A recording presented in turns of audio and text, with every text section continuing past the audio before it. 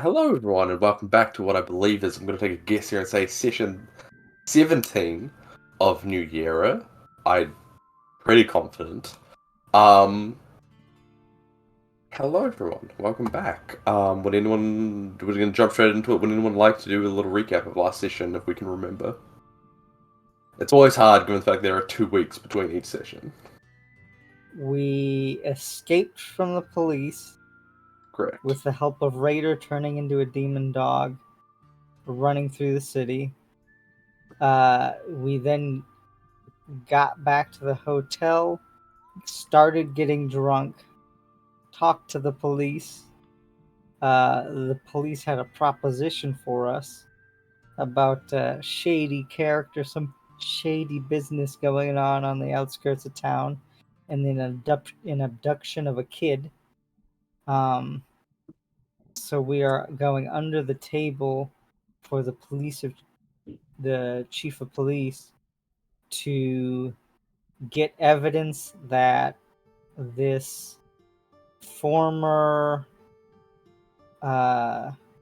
what is the one military called? Control Republic? the Central Republic, former Central Republic scientist, has captured this little kid and is doing something to him. And so we kind of scoped it out a little bit. We went in, fought a bunch of statues of these crazy nerd shit.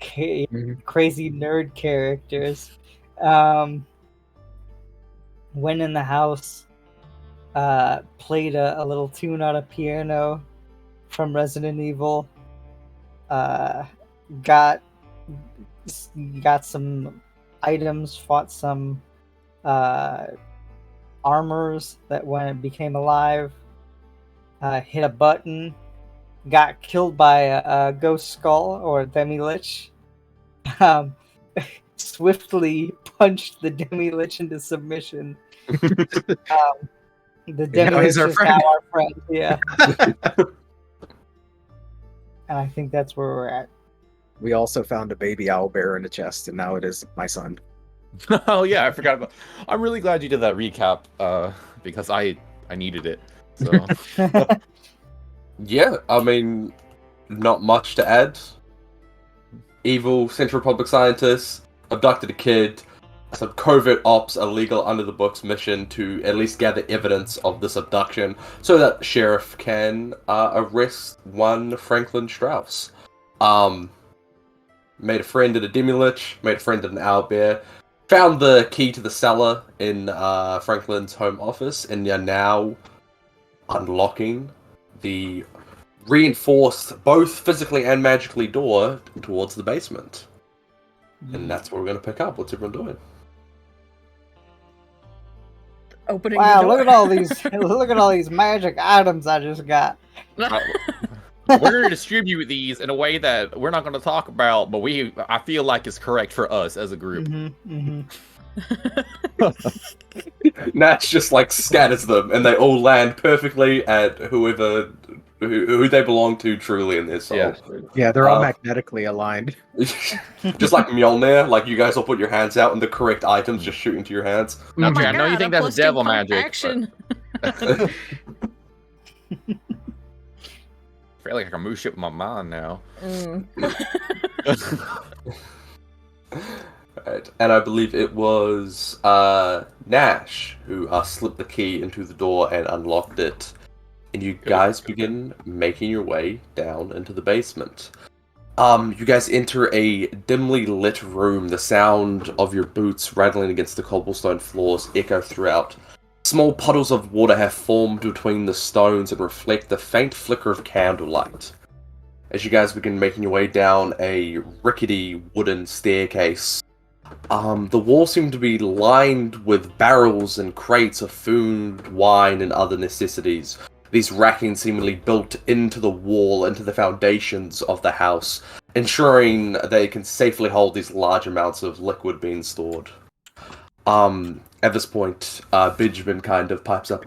I don't know why Fuckface never let me down here. It seems there's just food supplies, and I can't eat, so I don't know why it would be such a big deal. Vaughn's gonna look like and see if there are any scratch marks on the flooring, like where you can move something that's hiding a secret doorway, as it were. Yeah, Steven will help look around the room for any sort of. I'm gonna move you guys onto the map, and I don't know why you think there'd be any secret doors on this map. That's crazy. That's crazy. No precedent for that. I believe you guys would be coming down, because you guys went from the indoor staircase, correct? So you guys would be on this side. Yeah. Just a quick recap, Benjamin is fastened, what is it, Mimir style, to Vaughn's hip, I believe? This is correct.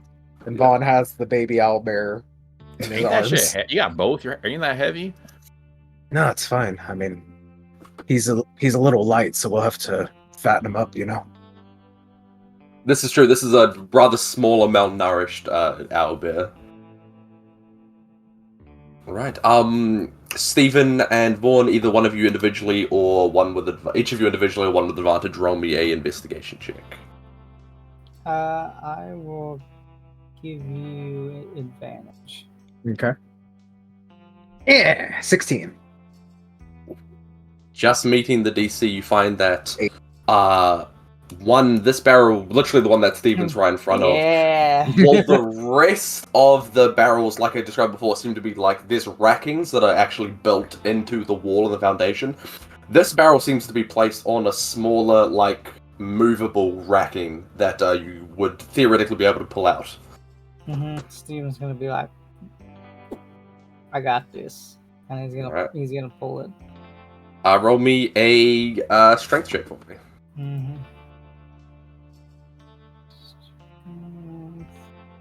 Just straight strength, or Strength. I forget, is anyone in this group actually strong? Oh yeah, Vaughn I'm is... decently Or, not strong. Vaughn, Stephen Vaughn, Severin is actually pretty strong. Yeah, with a 19, easily you kind of fasten your hands on either side and pull out this racking. Yeah, there seems to be like a larger wine barrel that you just kind of move out of the way, revealing, boop, what seems to be crudely carved tunnels throughout the foundation. And do these tunnels seem to be carved by hand or by, like, say, an animal? Oh, good question. Give me an investigation check.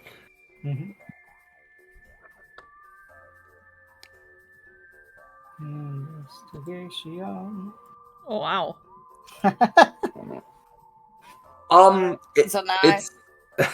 it seems hard to tell. They look like it looks crude and rough and rushed, but that could be anywhere between like a burrowing creature or someone with a pickaxe, like anywhere between that range of just like quickly done and messy. All right, Sherry, you want to back me up? I'll go in first. All right, I got a shotgun. I'm sure I'll cover you. Alright, as you guys... Ooh, Go no, ahead. you go. Vaughn's gonna carefully put the owlbear in his backpack and kind of like flip the lid, I guess, the flap. The flap? And just- yeah. The scientific term is the flap, I believe. So yeah, Alright. you little, like, kind of baby style, the Alba is just, like, sitting in your backpack, easily done. Mhm. As you guys enter, a sickening smell greets you. It seems as though the grotesque stench of death has soaked into the walls and saturated the air.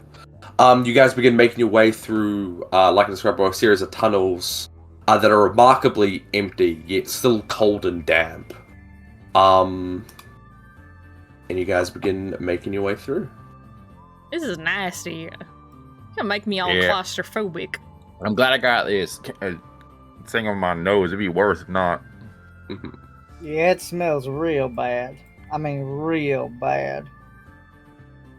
As you, Stephen, round the corner, you once again the faint flicker of what seems to be candlelight. Steven. Yeah. No, it's nasty. Just keep going. I want to get out of your fast.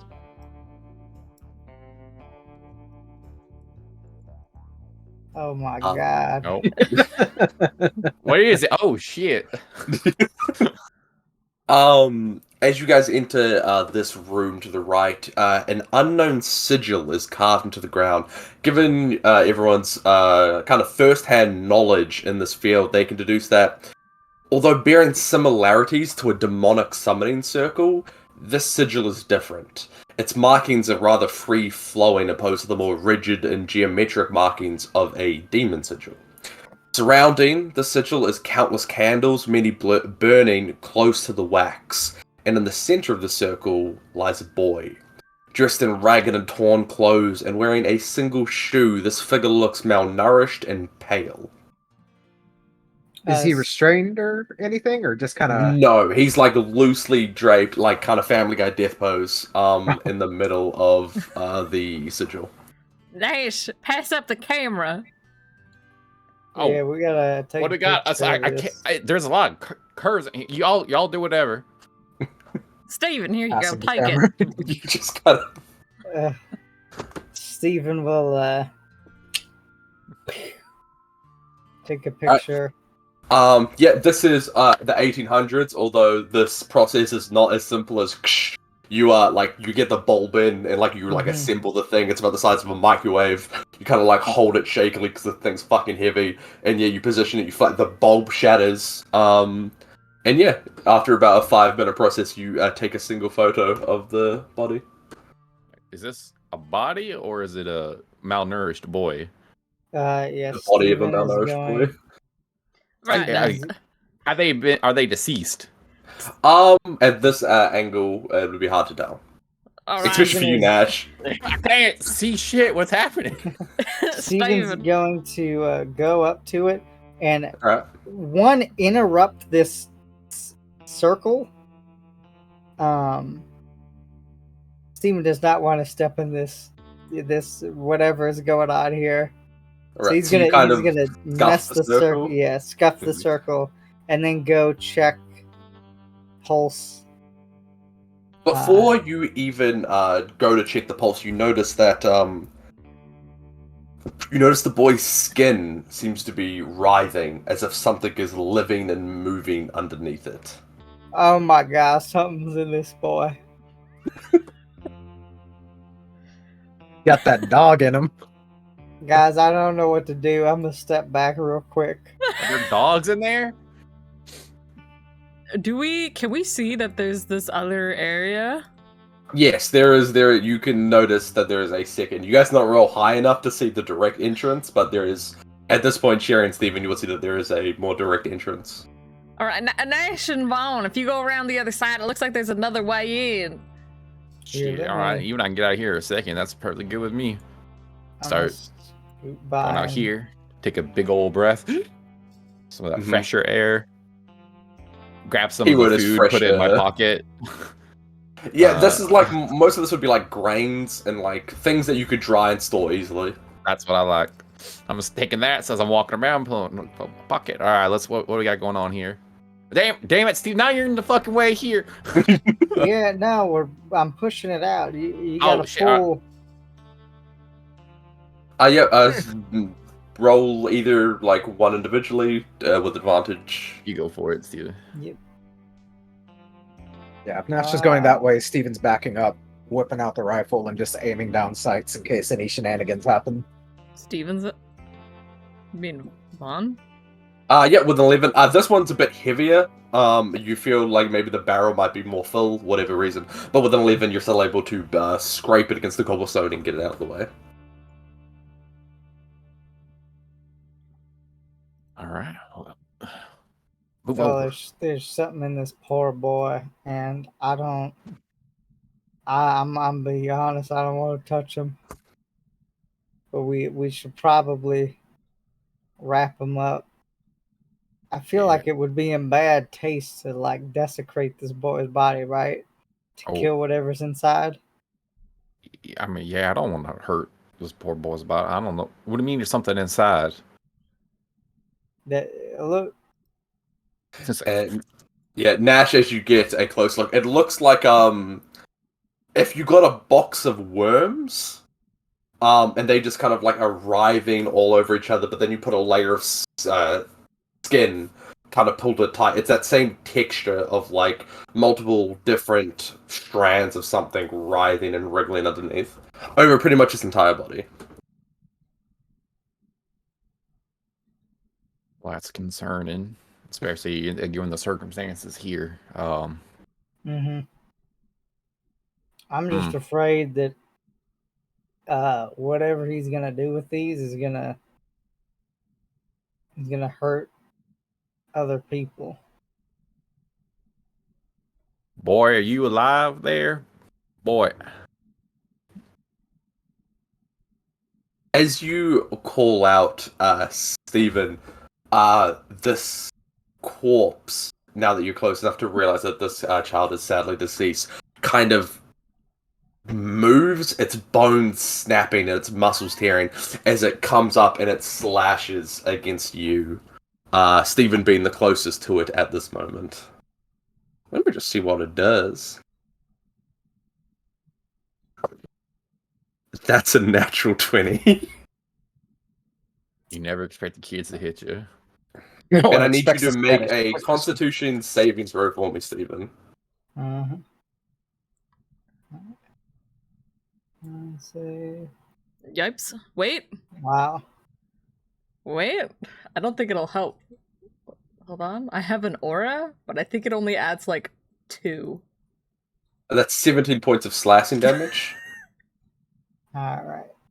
And that's Yeah, 17. it's a +2. So it's an 8. Dude, I literally don't. I have a +4. Mm. Minus 3 to 17 is 15. So I assume I failed that save with a. What is it in total, including the? Because it's not too high altogether. What is the final verdict? I mean, was an 8. It's an 8. 8. Give me 2 seconds. I realize I have beefed it. This is not actually what the boy looks like, but it is the art for the stat block I'm using. Oh, It's he not- a big boy. It's not that big. He's not that big. It's boy-sized. It is boy-sized creature. Standing feet better than 20 I thought. feet tall, the tiny boy. All right. That being said, I'm gonna need everyone to roll initiative, Oh shit. Mhm. and I will swap over to more fast pace. No, why would I want 2 playlists playing at the same time? Sheesh, let's go. Oh shit, you guys are all fucking great. You guys are about to fucking kill this boy. I don't want to kill this boy. Boy's Yeah, already dead. I don't Shame, either. damn but shame. God dang, his hand's sticking into my gut. Nash just looks really conflicted right now. I don't know what to do about this situation. Alright. There it is. Stephen, first up in initiative, however, you failed your saving throw for the paralyzed condition. So, at the Great. end of each of your turns, you can At the end of each of your turns, you can make another Constitution saving throw to save. Wow, love that. Feel like I'm playing Baldur's Gate right now. If only. This stream not sponsored by Baldur's Gate. Hell, I would love it if it was though. Alright. 21. Yes, I think it was the shock and the kind of like it caught you off guard the first attack. Your body wasn't prepped, but the second time it comes around, you manage to shake it off, pulling the claws out of your lower stomach as the creature begins to get back onto its hind legs. Next up is Vaughn. Vaughn kind of seeing this mostly obscured in the back. He's conflicted. He sees a child, but he's like, yeah, kid can live with one leg. And he's gonna steady aim bonus action. He's gonna fire at the leg. 25. 25 hits. This is a child. Well, keep saying it, Sam. 14 piercing. Oh. 12 sneak attack. So what is that altogether? 26. You fire and its right leg gets completely blown off. It is scattered to the wind. But out of the stump, it's about thigh high where the stump begins and you've completely severed it. A tentacle begins to grow out of its place. And as the boy goes to like stumble forward, only having one leg to support it, the tentacle lashes out and hits the ground, and the creature seems to steady itself. I don't like that. Yeah, that's all I can do. So that's it for me. Next up is this creature. It is once again going to make another attack. Music, why have you stopped? Are you just transitioning to the next song? Yes, you are. Perfect. What are we gonna do? I'm gonna be a little quirky. It is going to... It is going to reach out and try to... No, it's not going to, because it can't. I've altered the stat block. It's going to make another claw attack. That is a 17 to hit. Stephen? I'm going to defensive duelist, and it does not hit. Nice. It goes to claw at you. Once again, you are able to quite easily dodge out this just wild attack. But you notice as this corpse's mouth opens, you see in the back of the throat, but taking up majority of the mouth when it opens, is this large, around tennis ball, maybe softball size eye in the back of its throat, milky white and pale, so you can almost barely see the iris. But you notice that this eye, opposed to the ones in the boy's actual skull, this eye is the one that seems to be looking around when it opens its mouth. Man, Sam, you really did play Resident Evil before this. I'm feeling a little Eldritch today. You know what I mean? Little sprinkle, little Lovecraft. Next up, that'll be Nash. So it just opened its mouth, and I saw there's like an eye within the mouth that's kind of looking around. Yep. I got two ideas. One is typical D&D idea. The second is a little off the rail. Don't know if it's gonna work. I think Nash sees this boy's body and doesn't want to see it get mangled. This is like already like a very hard situation for him to watch. So I think as it opens its mouth and there's like an eye visible, like something inside it that's controlling it, Nash is gonna take his hand and reach in and try to grab the eye. The questionable decision, I know. Bold choice. It's a bold choice. Bold choice. Make.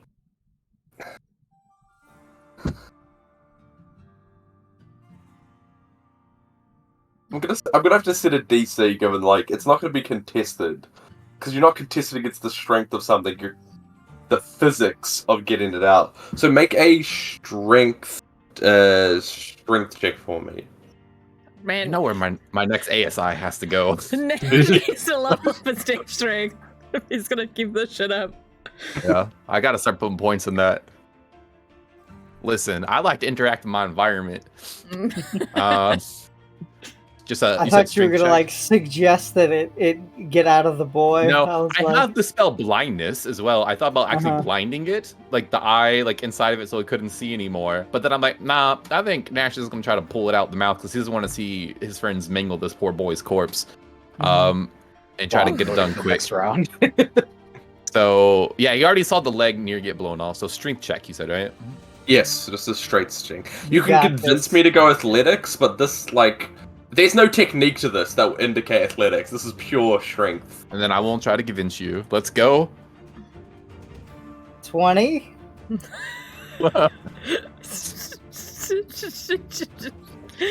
Okay. You succeed. I'm going to give it to you straight. You succeed. I'm going to describe this to you as it happens, and you can stop. I feel like halfway through my description, you might choose to stop, and I'm going to give you that, right? Okay. You grab the eye, right? Keep in mind, your whole adult-sized human hand is already in the mouth of this child, right? Weird phrasing. But you start to pull it out, and it comes, right? But then you hear an echoing pop of the boy's jaw dislocate.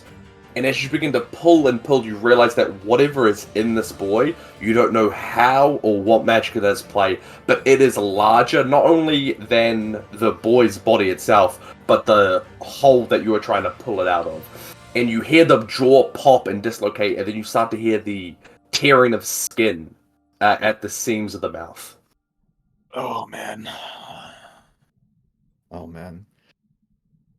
It's either rip the jaw or let it get absolutely riddled with bullets in a moment. Also, Steven is coming up and he's gonna pull that fucking whip out. Yeah. I think this is the lesser evil of the two. It's lesser of two evils? This is the lesser of two evils. Okay, well then, yeah, with a 20 in strength, more, like, you get that, like, mum strength, like, lifting cars off baby strength, like, you just don't want to see this boy get, like, torn to shreds.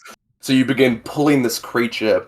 The skin tears almost into a joke-esque smile from ear to mouth as the head kind of pulls back.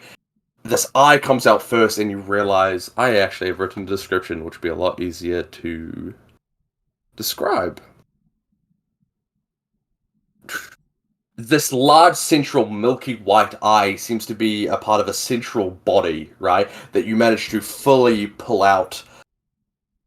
on its top and bottom, it seems to be lined with tentacles, like seen before. The ones on the bottom, you see as you begin pulling this out of the boy, the one tentacle that has made up the the faux leg of the child, seems to kind of slip back through the body, and when you fully emerge it, 4 larger, discolored and hardened tentacles seem to make the bottom, while 6 smaller, slender tentacles make up the top, each of those lined with an individual eye itself, smaller than the central one.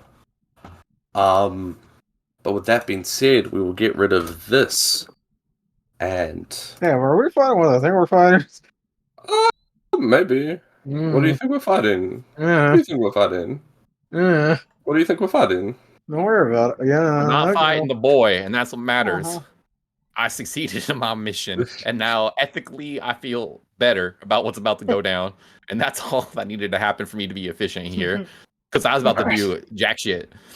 This Do my creature Gorath. goes on the same turn. Boop, boop, boop. I would say you would probably have to be here in order to. You would have to move one closer That's fine. because you were hiding behind Steven. But yeah, Nash, you pull out this creature. The skin suit it was wearing seems to have What's that word? I always pronounce it slough to the Yeah. ground. And kind of collapse. Its mouth and jaw torn to shreds, but for the most part, the body seems to be okay, except for the leg, but it's fine. And the writhing underneath the skin seems to have stopped. Is that your turn, Nash? As I pull this thing out the boy, and it's like at the second that tension breaks where the body drops and it is free, I'm gonna bonus action do my thing where I give us all temp HP, and I'm gonna disengage and move backwards towards this barrel hole. How much is the temp?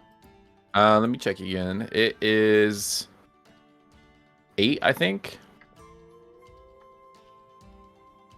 I will also use a free action to throw up. Steven's just gonna throw up. That was the most disgusting thing he's ever seen. I was real sure it's gonna bot down to my arm, but I'm glad things went how they did. I think it's 8. I can't find it. I always have trouble finding this one for some reason. Yeah, it is 8. Mantle of Inspiration. Does Vaughn get it, or is it based on sight? Up to 5 creatures you can see, so I guess probably Vaughn I can't see. Up to you, Sam. What do you say? Yay? Nay? To the temp HP? What are we talking about? I don't think I could see Vaughn. I think. Sorry, I blocked. zoned out. I'm like looking at the abilities because this thing actually has a lot more abilities than I'm used to in a creature. What are we talking about? Yeah, I would say it's probably obscured. Yeah, I don't think I can see Vaughn, but yeah. So the other 2 of you get 8 temp HP and can move if you choose. But I am going to use my reaction to move backwards as I'm drop it and god dang it. All right, well I done the thing. Y'all take care of it now. That's nasty, Nash. That was horrible. It's less nasty than mailing up this poor boy's corpse any further than you already did. That's me. All right, next up we have Cherry. All right. Well, I could do one thing, and that's shoot with my new +2 action shotgun. Huey! Actually, I'm gonna channel divinity, vow of enmity, so I have advantage. Oh damn, paladins. All right, now I'm gonna fire. It's a 28. 28 hits. All right, Don't even need to look at the stat block. 16. 16 points of damage. I'm fire again. That's a natural 20. Not 20? That Better. definitely hits. Better fucking do the thing. That's a 19 and a 20 in a row. Let's go. It's 23 damage. And you got a smite on that one? I don't have any left. That's very Aw. unfortunate. You guys are out? This might be harder than I thought it would. Is this I'm all right. is this tunnel narrow to the point that Vaughn couldn't get past me? I would say, given the fact that you guys are allies, if it was an enemy creature, we might be talking a bit difficult. But it's wide enough to, as allies, you could like let each other pass by freely. I'm debating whether to hide like a coward or to stand next to Steven and give him my +2 to saving throws. I'm like a coward. Don't do that. I'm hiding. It's my turn. Dang. Next up, that is Steven. God dang it! I'm in this room alone with this thing. You can just move a little closer. Just go to where I Ooh. was standing. Oh, good thing I caught this before. Between 5 and top of the turn at 18, on initiative 20, Oh. between... Actually, I measure it. It can do it within 30 feet. Perfect. Between Steven and... Not Steven, between... I nearly said Nash. None of those characters. Between Vaughn and Cherry, in this ground, between the cracks and crevices of the stones, flesh starts to seep through until it becomes a mound. Teeth and tongues begin to form inside of it as I believe it's called a gibbering mouther seems to form in between you two. Don't like that. I don't even know what that is. I don't like it though. I think that's called gibbering. Don't sound good. I think it's the mouther for me that makes it kind of nasty. I don't like anything described as a mouther. You guys feel free to zoom into that token to get a real good look at it if you like. That's delicious. But That's just also what I you look know, like when I wake up in the morning. not only is this mound of flesh, mouths, and tongue, and I believe eyes as well, forming, flesh seems to cover it within a 10-foot radius of its origin point, making it difficult terrain for you guys to stand in. This is And nightmare fuel. It now acts on initiative 20, because these are technically lair actions. Boop. Let's see what it's got. It is going to make a bite attack against you, Vaughn. Okay. Don't worry, this can't hit for shit. That is an 8. Nope. Awesome, but it will actually make a blinding spittle attack. As it goes to bite you, it misses, but as it hops, it seems like hock-a-loogie of this black gunk directly at your eyes. That's Man, disgusting. Just Y'all like the got first this, dates. right? I might leave.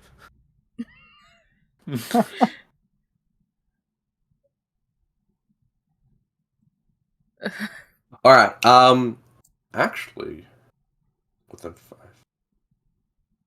Oh, I read this ability wrong. This is a AoE attack.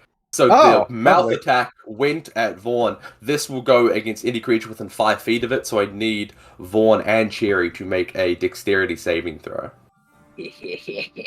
That's So- crazy, Sherry. That's crazy. 12. That's a 14 for Vaughn and a Cherry... 15 for Oh, me. with the... Oh, yeah, okay. that's right. Vaughn, you would have got a bit of this gunk directly in your eyes. Cherry, you managed to just kind of shield your face from it. But, Vaughn, you see it last minute about to go, but a holy enmity aura emanating from Cherry allows you to kind of shake it off. And you are fine. That is the gibbering mouthing's turn. Yeah, Next her up, aura is now- just some lightning, and it puts a little hop in your step for a second. Okay. All right. Well, that's disgusting. This is disgusting. It looks like it's time for some whip attacks. Let me see. Make sure I have normal track. 26 to hit. 26 hits. That's 9 slashing, 8 poison for 17 damage. And then the second is a 21 to hit for 11 hits. slashing and 9 poison. Sheesh, that's 20, 29, 37. Okay, this is too complex of math. I'm gonna go do a calculator. Too many odd numbers. 74. Perfect. Okay. And then I will go ahead and action surge. You didn't need to. And that's a nat 20 for Fucking hell. 10 slashing and 12 poison. And then the second attack is a nat fail. There's balance. Perfectly Perfectly balanced as all balanced. things should be. So what is that? That's 10, that's 20, 23, 22. Right. You know, this thing might be able to survive a sneak attack from Vaughn. Is that your turn? Steven. The only thing I can do on a bonus action? I don't believe so. That will be my turn. Alright, next up is Vaughn. Alrighty, so what I think I'm going to do, I'm going to take a regular shot at the creature down the way, but I will make it a sharpshooter attack. Right. I am That doesn't hit, I'm pretty sure. a 15.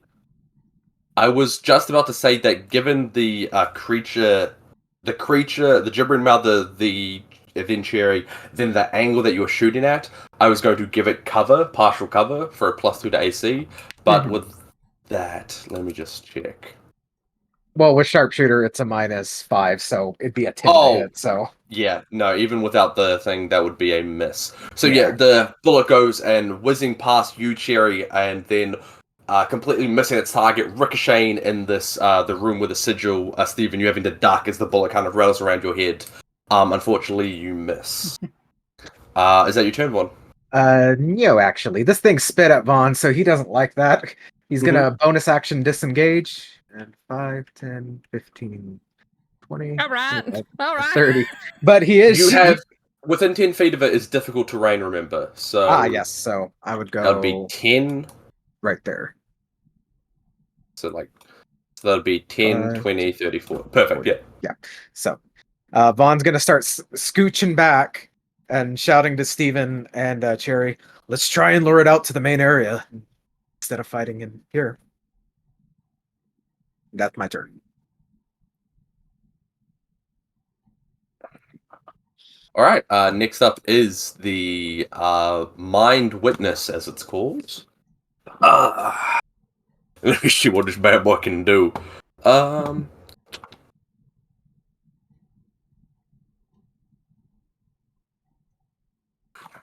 Three of the following rays.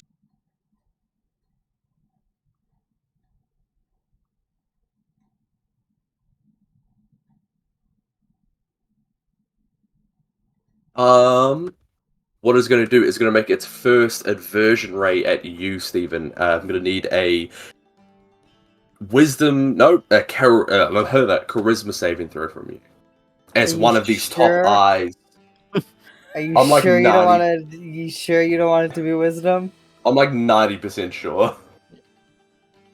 We still got 17. We're good. Okay. Nice. 17. All right. You feel this fear and this like almost inability to look at this creature come over you, but you are able to shake it off. Its second ray is going to be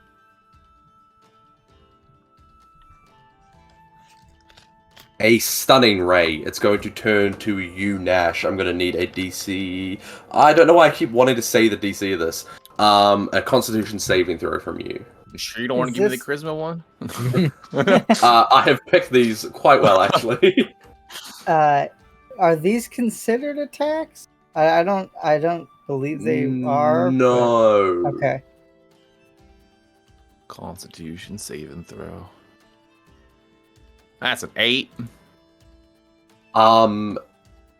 Failing the check, you are stunned and can make. I believe it's at the start of your turns, which is quite nice.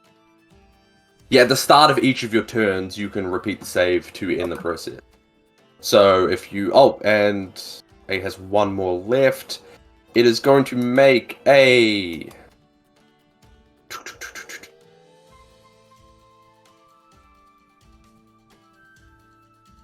Going to make a psychic ray at Jerry, I'm gonna need a intelligence saving throw from you.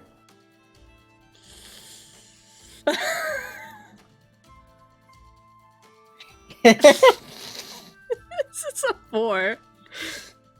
It's a 6 technically with your aura, but It's a 6. A 6 still unfortunately fails. This is actually quite a lot of damage. I am looking for enough dice. I need oh one more. no. Where are you, please? There we go. No, that's a D10. There you are. Alright. Let's see where we'll go here, huh?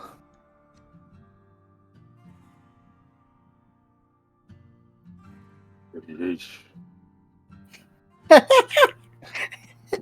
Yeesh. That is 25 points of psychic damage. Oh. My brain. Yeah, Jerry, you call out my brain as this like horrible headache seems to come over you. You feel like your brain is almost being squashed and is moments away from oozing out your ears. It's literally the Akira meme. Ah!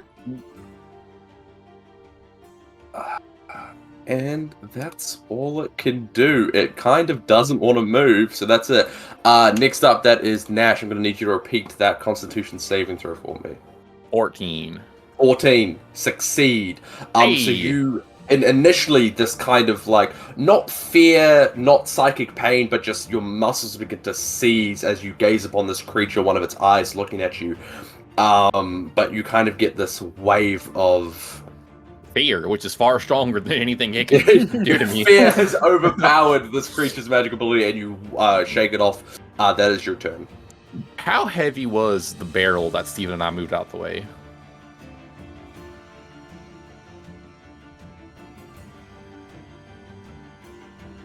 I would say like 130 kgs, which I don't know what that is in No, pounds. that's fine. That's gonna be like 300-ish pounds. Yeah, 280 pounds. Mhm. So, perfect. The fear has overtaken Nash. As Vaughn kind of said and echoed through this hallway, like, let's try to bring it out of here. It's like, I'll clear the way. I'm gonna crawl back out through here. Mm-hmm. And I'm going to use my action to use my ring of telekinesis to move that barrel up to 30 feet. And I'm going to move it above this creature. And then stop. You're moving the barrel above the creature? Mm-hmm. And then I stop doing so. Ooh, and allow it to fall. How much damage do I want this to do? I would say, given the cramped conditions of the room, you could fit it above the creature, but you're not exactly going to get a lot of velocity as it falls. Yeah. I'm going to say, could you roll me... Doesn't the DMG have like a chart on this? I would like to look at that, but I'm going to have to Maybe. make it up on the fly. Make it up I'm on gonna the fly. say Just 4d10. How does that sound? 4d10 is perfectly fine for me. My main goal is to pin it anyway, or like slow it down, so I will roll 4d10. 21. 1 points of damage. Very nice. I just kind of touch my temple like an X-Man, and I move that I move that barrel out the way of the door and over it, and trying to pin it a little bit. Right, Give yeah, everyone this else falls a down. quick I'm half. going to make a dexterity saving throw on this. I'm going to set a DC 15 dexterity saving throw to see if it gets pinned or not. Oh, fuck, just making up a lot of shit on the fly. Doesn't have great dex. But it passes, though. The force manages to damage it, but it doesn't seem trapped. Especially as it hits, the body compresses. Unnatural to a living creature. Like, if a normal living creature that you would know of were to experience this type of compression, it would completely die. But it kind of gets squashed like jello and then oozes itself back underneath it, and it seems to be damaged but not trapped. Is that your turn, Nash? That shit's real gooey. Steven, I'm get out and take care. I don't know. I ain't gonna be in there no more. You guys do the thing. I'm gonna give you a bardic inspiration, Steven. That's my turn. I can't see this, but out of curiosity, did the barrel break? And if so, what was inside it? I would say yes, it would break, and this one would have been filled with like grain. Good to know. You know, I wasted all that green. No one's gonna eat it after being around all that fucking slime. Is there grain stuck to the slime now? Slime thing? Yeah, it's like stuck like sesame seeds on a burger. You know what I mean? Mhm. It's just like sprinkled on. Next up, that is Cherry. Nash, that's your turn, I assume. Yeah. Mhm. Perfect. Cherry, you're up. I'm a little Steven's stuck. like, Cherry, get out of there. What are I'll you? hold them off. I don't think I can get past this, right? From this way. No, it is fully blocked off. I will argue maybe Cherry could jump over it. It's pretty low to the ground. I would say make an I was just acrobatics talking about- check at disadvantage because the ground is difficult terrain. It's like mushy and fleshy, so it's hard to get like a good propel point. So yeah, make a acrobatics check with disadvantage. I'll set the DC at like 13. You're much closer to the other exit, though. Yeah, well, Just I could saying. just run. Either or. I think I'll just go. It has difficult terrain for 10 feet? For 10 feet. So you would be going 10, 20. You could get to like where Steven is. 20. Okay. Does it get an opportunity attack first? I would, yes. I can guarantee you, though, it's gonna miss. I don't know about that. Does a 12 hit? Okay, no. Okay, then I'll just dash. So this is how many feet from here? That's 25. 25. I have 35 feet of movement. So you can 25. get behind Steven with 30. 30, 35. And then I can dash. So 5, 10, 15. And I'll go here. Right. No. Not what I wanted to do. Why was that an option? Don't worry about it. Your music's not playing also. It is playing for me. That is strange. Let me try It's off for me. refreshing. That's off for me too. It stopped. There it goes. Okay. Also off for stream.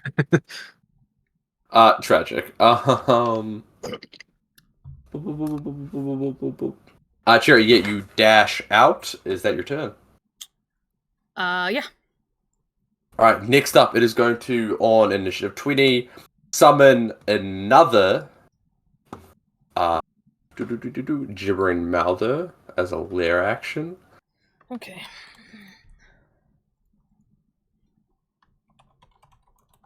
It is going to summon it. Actually, I need a... you know what? I'll be a stand-up DM and actually measure. It is actually in range. Never mind.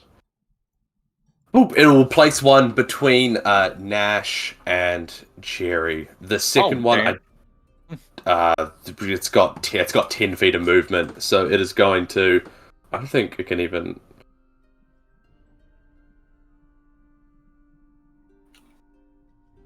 Oh, so it doesn't even need this. Well, I guess, yeah, no, it would have sight range there. This one's gonna dash.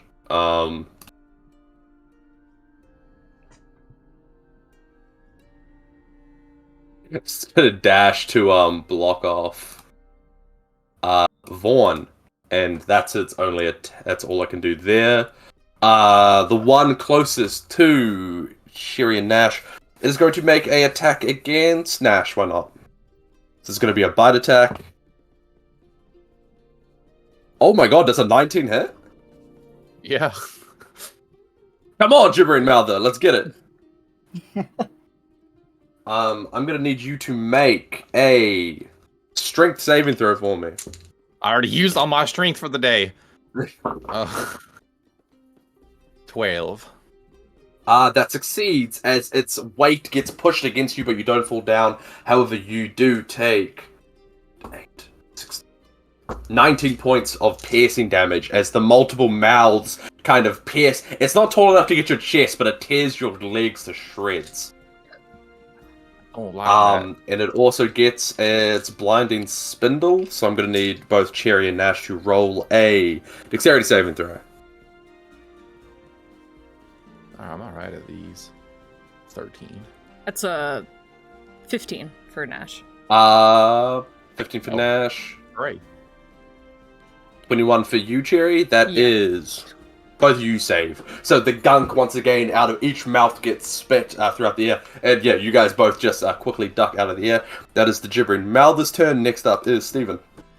Steven's like, oh man, this is crazy. And then he will go ahead and, for his action, just do 2 attacks. Oh, let me measure this out real quick.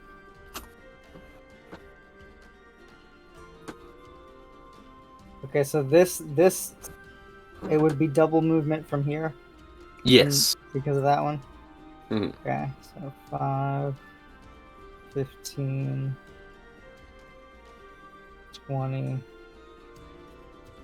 25. 30. Okay. Yeah, I can do it with normal movement.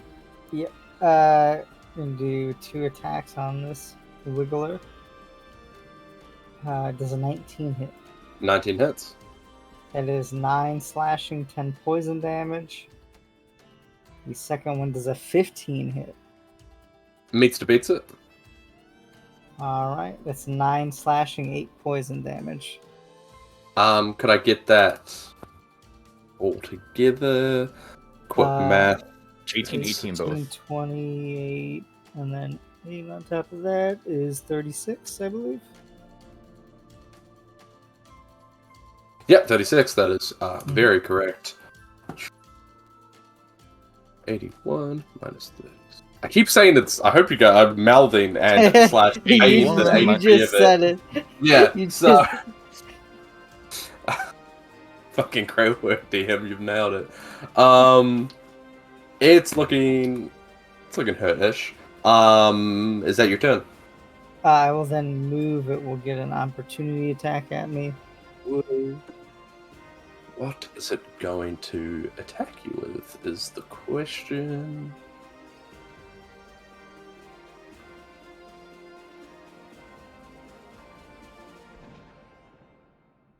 It's going to reach out and attack you with one of its tentacles. Nash? I'm waiting to see if it hits. Alright.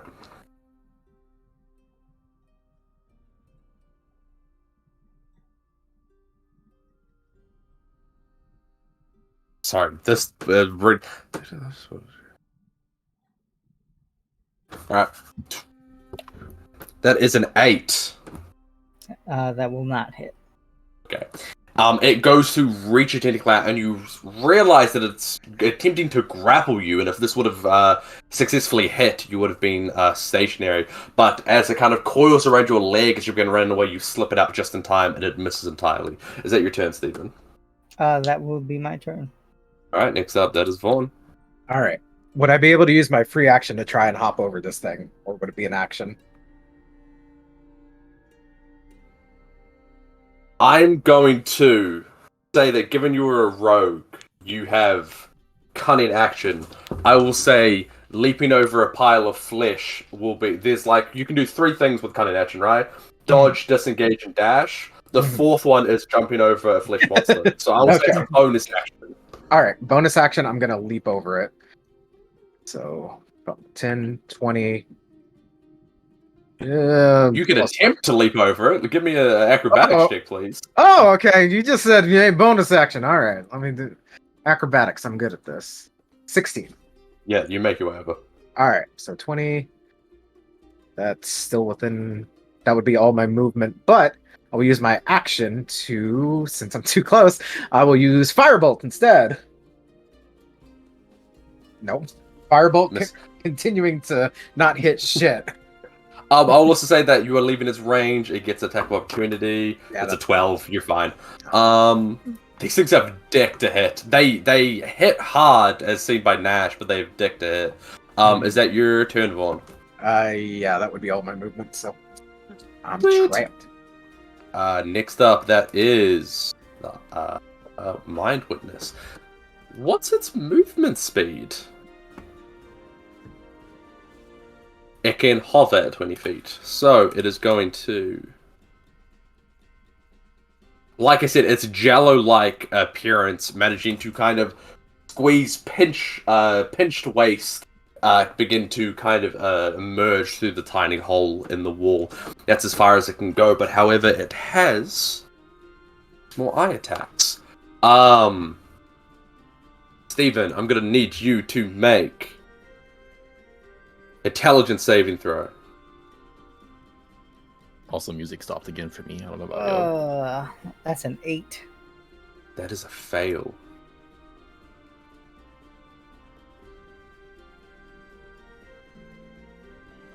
Seb's like, you just die.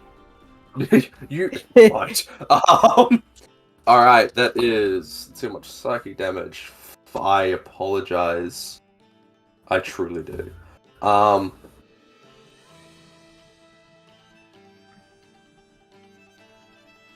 That is 33 points of psychic damage. Dang. So didn't kill me. Good. That's a positive. You got real close though. You also had a bardic you could have added to that, by the way. I don't know if it would have made the difference, but What's a bardic? it's a D8. It could have. These are low DCs. I completely forgot about it. Will you give me the chance to roll Absolutely. Okay. Absolutely. it? That's an 8. Take back all that damage. You Oh. save. Hi, You blow on your ear, Steven! Menya. Alright, it still has Nash, 2 I more. just had a terrible premonition. You are a savior and a saint.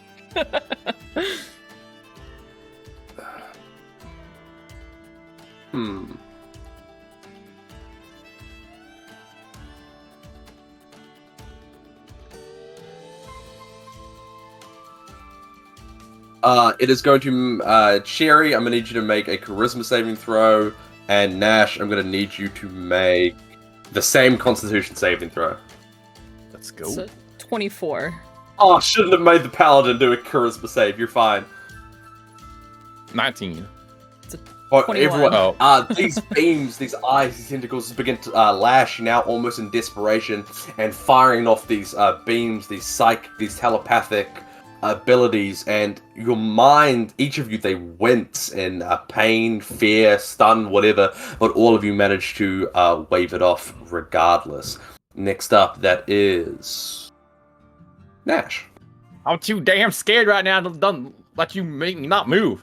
I'm gonna go ahead and fear cast blindness at a 3rd level and target both of the creatures that I can see next to me, and they need to make a con 16 save. A con 16, was it? Mm-hmm. Alright, this one will be for the... Not the best con. That is a natural 20, though, for a 22. Saves, and this is for the gibbering mouther. Another natural 20. They both save. They're looking at me still. I don't like. Steven, get it done! Yeah. Another bardic. I'm trying. Miraculous dice rolls from my 2 favorite die. Yeah, you send off this blindness. You feel like, given the plethora of eyes on the gibbering mouther, it manages to at least one of them is working at all given times. And given the importance of eyes on the witness, it really doesn't want to fail that. So both of them save, unfortunately. Nash, is that your turn? Yeah. Yeah, I didn't say it right away. I could have barbs it. I ain't gonna, though. I won't backtrack. Yeah, that's my turn. I would absolutely let you... Fuck it. Absolutely. Make the big one re-roll then. Alright, I rolled Make 2 both natural of these 20s. spell I slots, feel like yeah. a dick, so I will let you silver and barbs it. Let that make that big one close them eyes. It's an The 18 on the third. dice. That's fine. I thought something like that might happen. All right, let's go. All right, next up is Cherry. Alright, you got all these brain attacks. Nothing can beat gun. I'm gonna fire twice. You brought your brain to a gunfight. Silly bitch. That's a 24. 24 hits. It's 12 damage. And then that's a 28 for 17 more damage. Both of those hit. That is a 29 in total. This thing is looking rough. I don't know why my character sheet closed. Alright.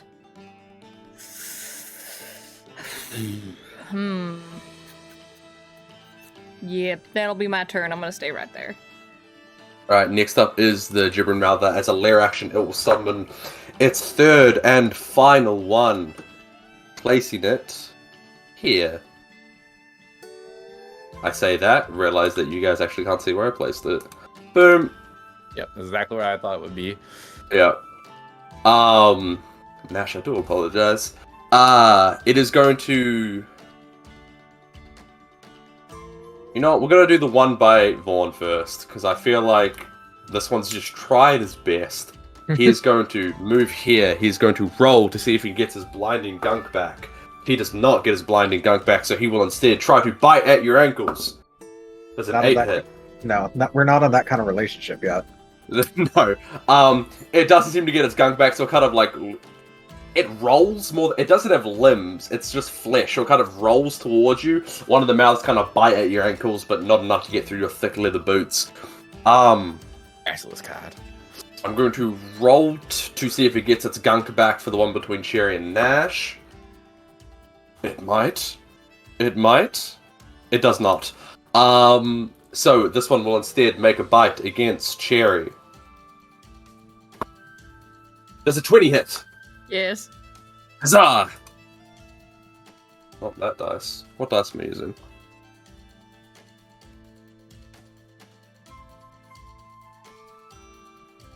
That is a... Not bad, not bad. 14 points of piercing damage. As these multiple mouths begin to tearing your ankles and shins to shreds. The one between Nash and Steven, it's going to make its gunk attack. Both of you make a dexterity saving throw for me. Nash, if the one next to Cherry would have got it back, you would need to make 2, which would have been unfortunate. That is dexterity I save got though. a That's 10. okay. 18. You have a bardic again if you want to use it on this. I will go ahead.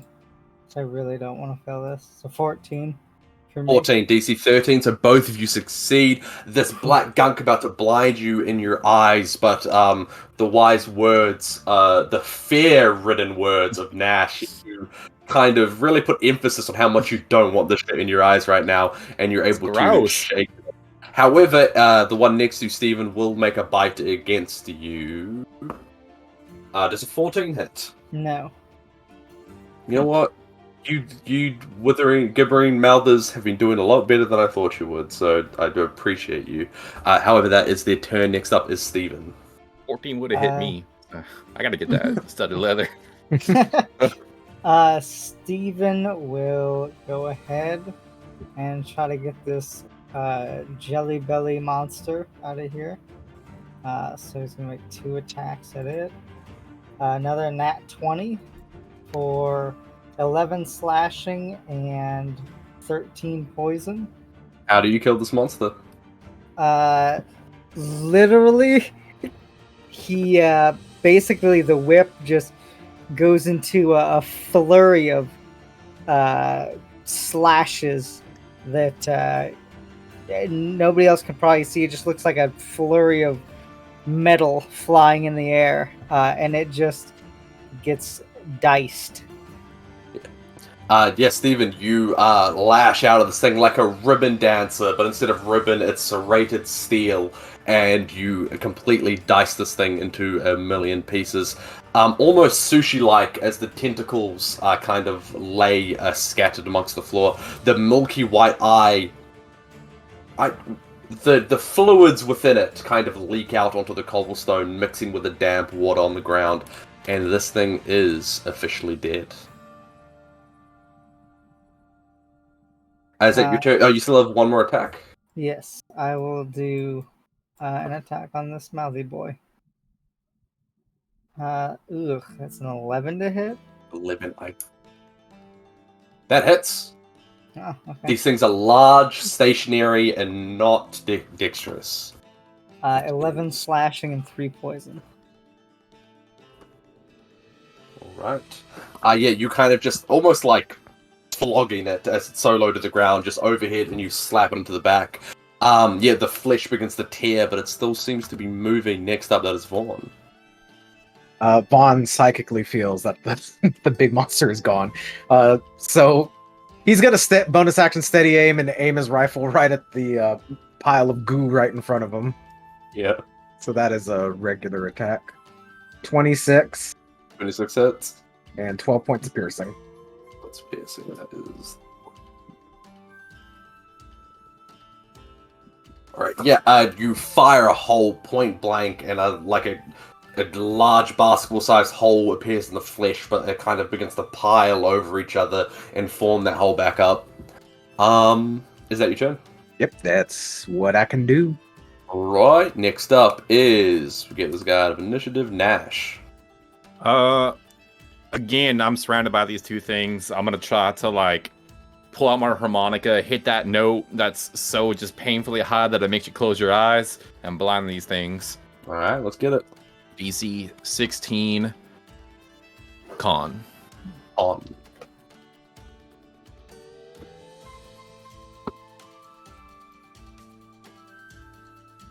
The one between you and Steven fails. The one between you and Cherry succeeds. Alright. Damn. Alright, well, I don't want to be near them. I'm going to go ahead and take the opportunity attack from the one that can still see me and move back.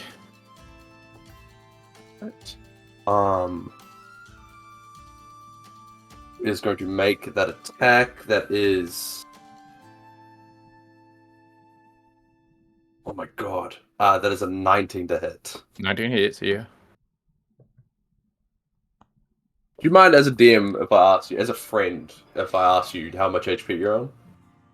I have enough to take a hit. Okay. Yeah. I just don't want to hit multiple hits, potentially. There's 14 points of piercing damage. 14. I'm alright. Alright. The first one I rolled to hit you hit like a trot. I rolled really well on the die. I have good HP as Nash. I've rolled real well on my die, so I'm okay. I take that. It kind of gets at my leg, but I'm going to go 5, 10, 15, 20, 25, 30. And I'll back the fuck up. Just booking it away. Absolutely. And if that's the end of your turn, I'll go here behind. Sorry, I'll go that space instead. But yes, and then can I see Vaughn? Yes, because you would have moved that barrel, so he would be able to be seen. Damn, Vaughn, how you doing over there? Pick it up. Take care of that thing. I got the big one. There's you, a Bardic as well. All right, cool. All right, perfect. Next up, that is Gary. All right. You know, Steven's got the one in the back. I'm just gonna fire. You know what I'm gonna do? I'm gonna fire with my revolver. I'm double gun. I'm gonna fire down at the one of my feet, which will be at disadvantage. I'm not gonna lie to you guys, even with disadvantage, if a single one of you miss these things, I'm gonna be really disappointed in you. So that's 13, 10, 9. All of them? Yeah, I told you I'd be disappointed if you missed. 10 and then 9. So 19 damage altogether.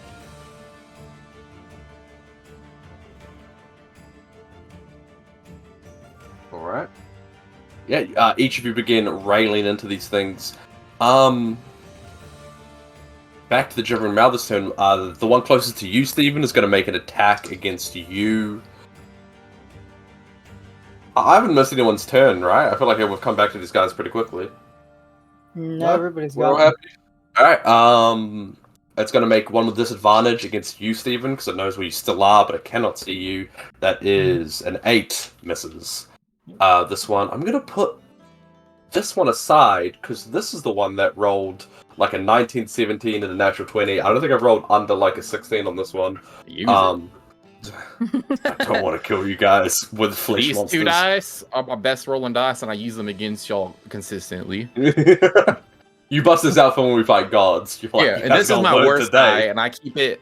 This one always rolls poorly for me, but I keep it in the tray for when I'm feeling bad for you. Sam, remember who killed your horse last session? It was me, Dio. Yeah, but Nash just ran away.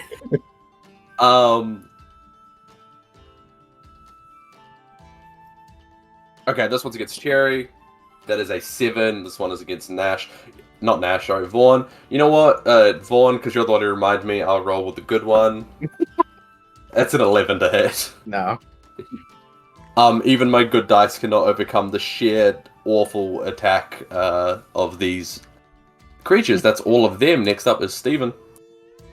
Steven is going to move right here and then take an attack at the blind one.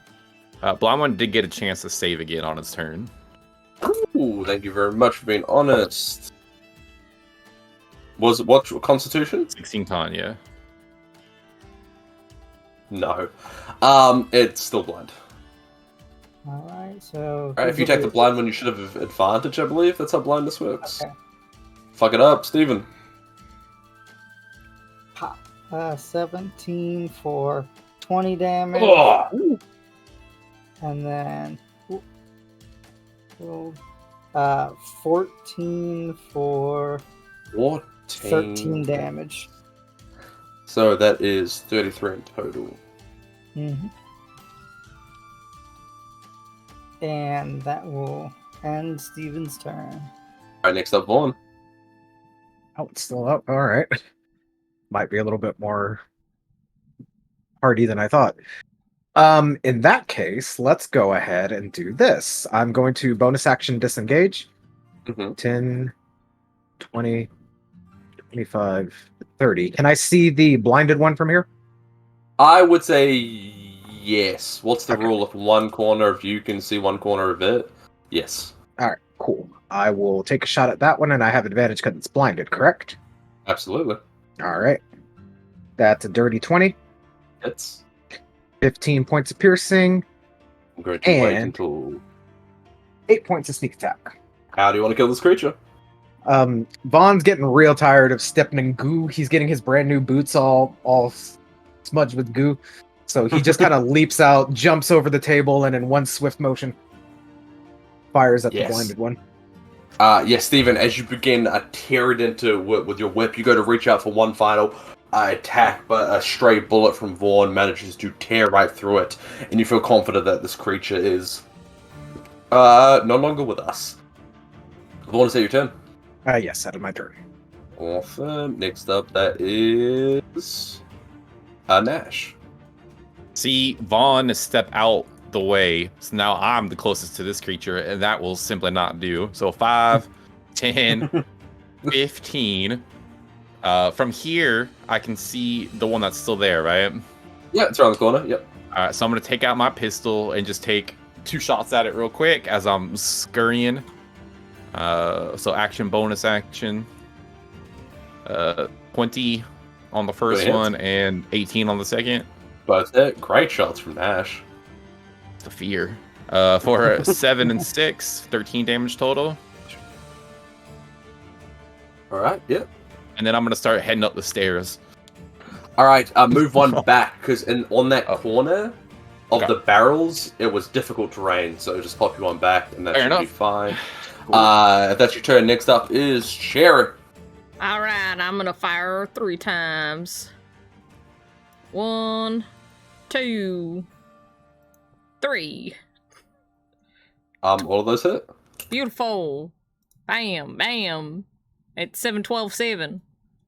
So that's 14, 36. 20, 20, 26. Sorry, I added 10.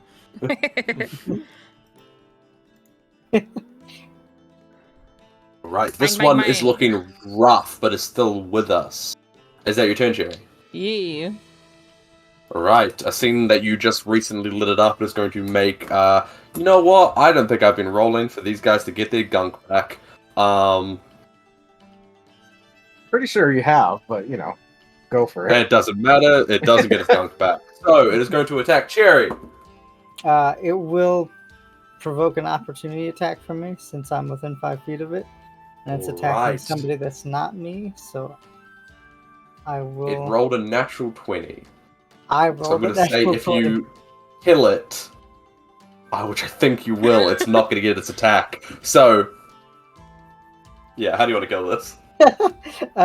It's gonna go to bite Cherry, and the serrated steel is just going to basically like tripwire bisect it as it lunges.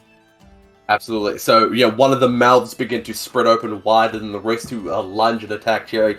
You whip your whip around just so it doesn't hit Cherry's shins as it swings around, completely bisecting the kind of like the boy that Nash just ripped the creature out of each side as it just uses its own momentum and slices it in two.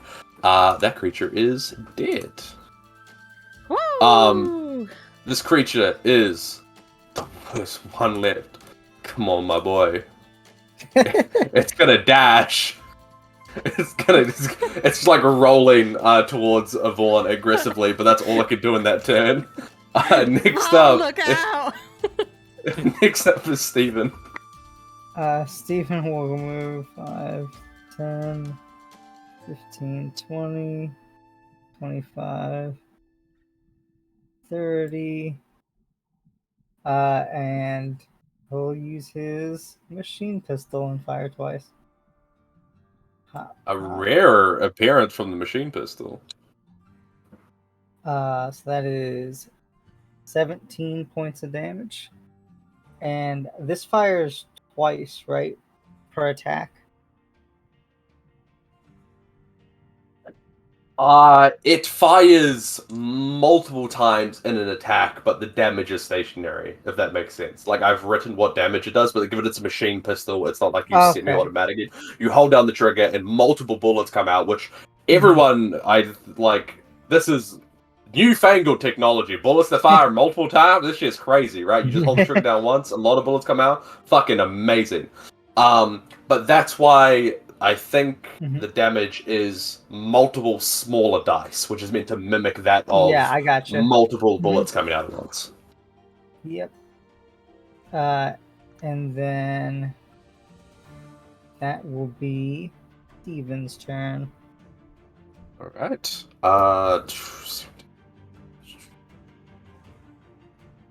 Alright, this thing is still chugging along. Vaughn, let's see if you can put it to rest. Yeah, just for the funsies, because I don't have any ammo left in here. I'm gonna bonus action disengage again. 10, 20, 25, 30. And I'm gonna firebolt it again, because I really want firebolt to hit. 15? Yeah, that hits. 7 points of fire damage. Let's go.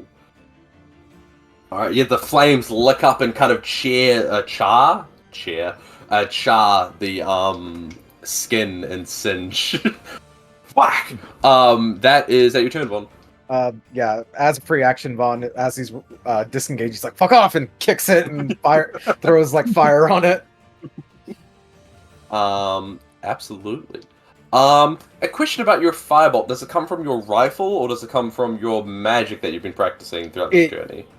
Ironically, Vaughn was like aiming the rifle, but like his hand started to ignite, so he just... Perfect. Normally it's from the rifle, but now he's shooting from his hands. Brings a little bit of flavor. We like that. Next up, that is Nash. Nash is just hide behind the rails of the staircase. It's gonna take 2 more shots. That's an 11 to hit. 11 hits. And a 13 to hit. 13 hits.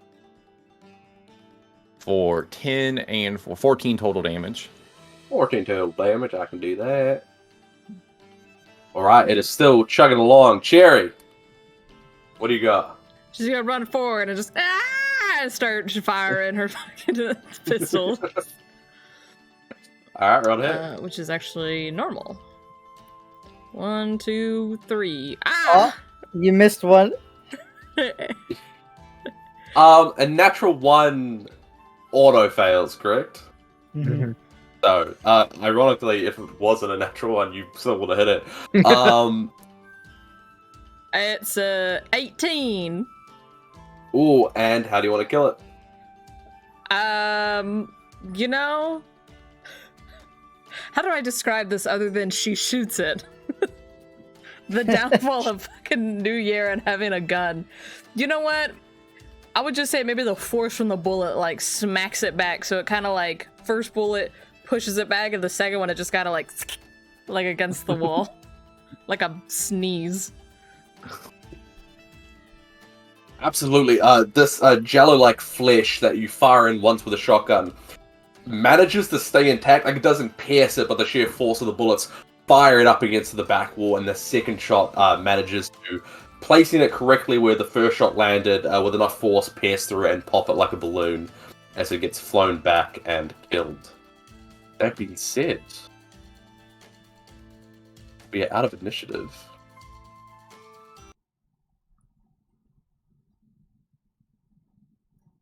Perfect. You guys are left to your own devices in the damp, dingy, dark, and disgusting smelling. Mm-hmm. I always smell something. Let's get a picture of the creature that came out of this, and then let's pack it up. And we've seen enough. Yeah, come on, Nash, get nice and close. Steve's got the camera. As you say, grab a photo, you notice that the flesh of these creatures begin to melt back into the cobblestones, similarly to the mind witness, this larger tentacled creature. The eye that you popped when Steven slashed it and began to ooze out this liquid, milky white but almost semi-translucent, just like the eye itself, begins to cover the floor, and once it's dead, turns almost acidic and begins eating itself alive until it too gets brought back in between the cracks of the cobblestone, completely disappearing, leaving nothing but a faint dampness where it was, which blends in with the rest of the dungeon. All right. Well, Dang it! It takes like 10 minutes to get a new bulb in there. Yeah, we didn't really have time. does. I tried to set it up. It took too long. Well, does our skull friend know what that was? Absolutely not. I remember earlier I was like, Day does let me down here, and then I 1st showed up and I was like, just a lot of wine and food, but I can't eat or drink, so I don't know why it would be a problem. And then you found the secret door, and I was like, I see why it'd be a problem now. Yeah, that was crazy. I ain't never seen nothing so disgusting like that again. I'm ready to get out of here. I think we got enough. yeah, there's a back door over here. Evidence. We can just go. Yeah, just Well, hold on just a second. I don't want to leave this boy's body down here like this. We can't leave it in a pile. Smells bad. Like, won't the sheriff come and collect it once he gets busted? Maybe. That's possible. no, it's we should bring him. We should bring him back. Yeah. Well, anyway, either way, hold on a second. Nash is gonna step like gingerly through the ooze, like oh god. That's gross. I don't know why you do that. Nasty. It's gross, but I gotta get through here. Excuse me, slime. Fuck. I'm gonna go in here where the boy's body is. I'm gonna take out my guitar. I'm gonna start playing kind of like a morning style, like minor chord song. I'm gonna cast Speak with Dead on this body. Interesting. Absolutely. It needs a mouth. I believe the spell specifies it needs a mouth. So as the magic rings out, this aurora-like color begins to seep through and animate from about the chest up, and these colorful aurora kind of stitches begin to sew where the skin has torn until it can loosely begin to form its natural mouth shape, and it begins to, its eyes open, and it seems to orientate itself. I think Nash kind of bends down next to it, and Hey there, boy. My name's Nash Carson. First question, what's your name?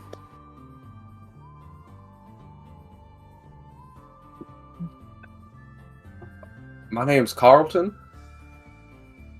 Carlton. Well, it's nice to meet you, Carlton. I'm sorry I didn't get here sooner, and you've had to go through all this, but could you tell me, boy, how did you how'd you end up in this situation?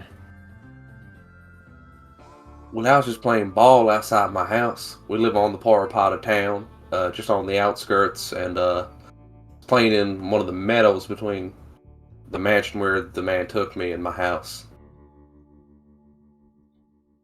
See, well, speaking of that man, is there anything you could tell me about him that might help us make him pay for what he's done to you?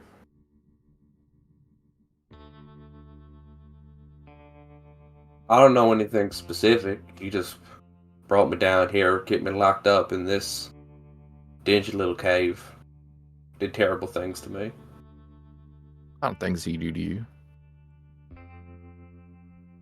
While I was down here, he would speak in tongues, make the candles flicker on and off. When he put me on this sigil, I felt like my insides were trying to eat me. I'm sorry you had to go through that. Well, the last thing I just want to ask you is, anything out there in the world, anyone you want me to talk to or do anything for you? My mama's name's Emily. Could you find her and tell her I'm sorry for staying out too late playing? I'll make sure to do that, Carlton.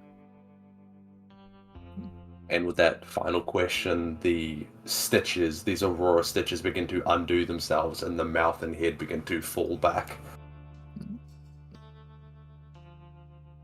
All right. And you see Nash is like tearing up a little bit as he's talking to this boy. He gets up. Yeah, let's take him out and bury him somewhere proper. I ain't gonna rely on the sheriff for that. We got the picture anyway. Yeah, Stephen will go ahead and pull out probably a tarp or any, like maybe an extra set of clothing that he has to wrap over the boy's body and just kind of wrap him up. Yep. And Yeah, you're easily able to find a spare bit of fabric just to give him a bit of courtesy in his final moments. mhm. Keep him wrapped. And Stephen will carry him out. All right. You guys begin making your way out of the back door, out into what seems to be, when it's, I'm not sure, I'm sure all of you have, but like, it's still night, and the sun hasn't risen, but somewhere on the horizon, the dark blue of the sky is a little bit lighter, and it gives indication that perhaps soon the sun will be rising. It's still pitch black, but you can see that faint lightning color on the horizon. You guys have been here for a significant amount of time, and you have a feeling that the homeowner might be back any minute, so you guys begin funneling your way out of the basement, and I think that is where we're going to call our break for now. All right.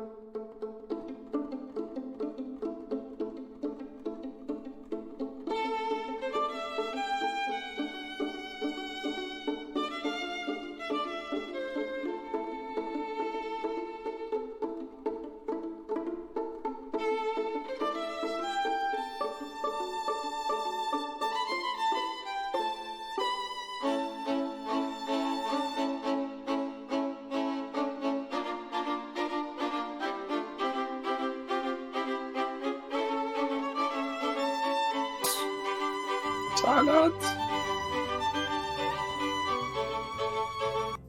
Hello everyone, welcome back to second half of session 17 of New Yerra.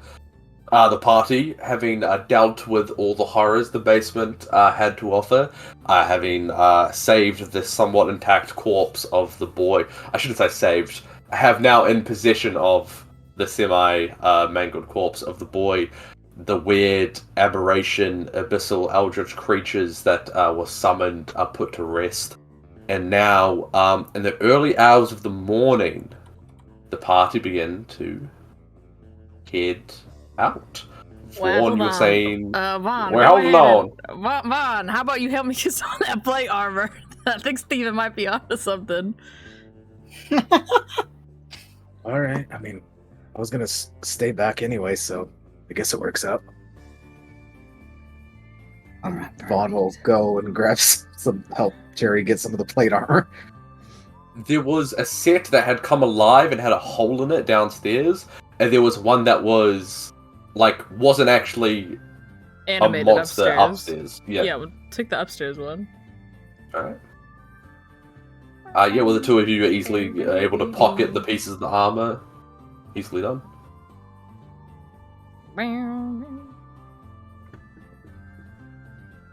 And as we exit the house, Vaughn is gonna probably get 100 feet. Well, actually, you know what? Vaughn has the boots, the winged boots now. So he's going to levitate up to the roof of the house, go prone on top of the house, and aim down sights and wait. Well, before he goes up, he's gonna tell the group, "Go get the sheriff. I don't want this guy to get away, and I'm gonna make sure he doesn't." And then he will levitate up there, go Overwatch, and he's waiting. Right. The rest of the party disperses as they wish. Vaughn had taken Overwatch on top. Around 20-30 minutes go by, and you hear the not the clop. The fuck? What do horses do? The gallop of hooves. Right? Well, it's the clopping of the hooves.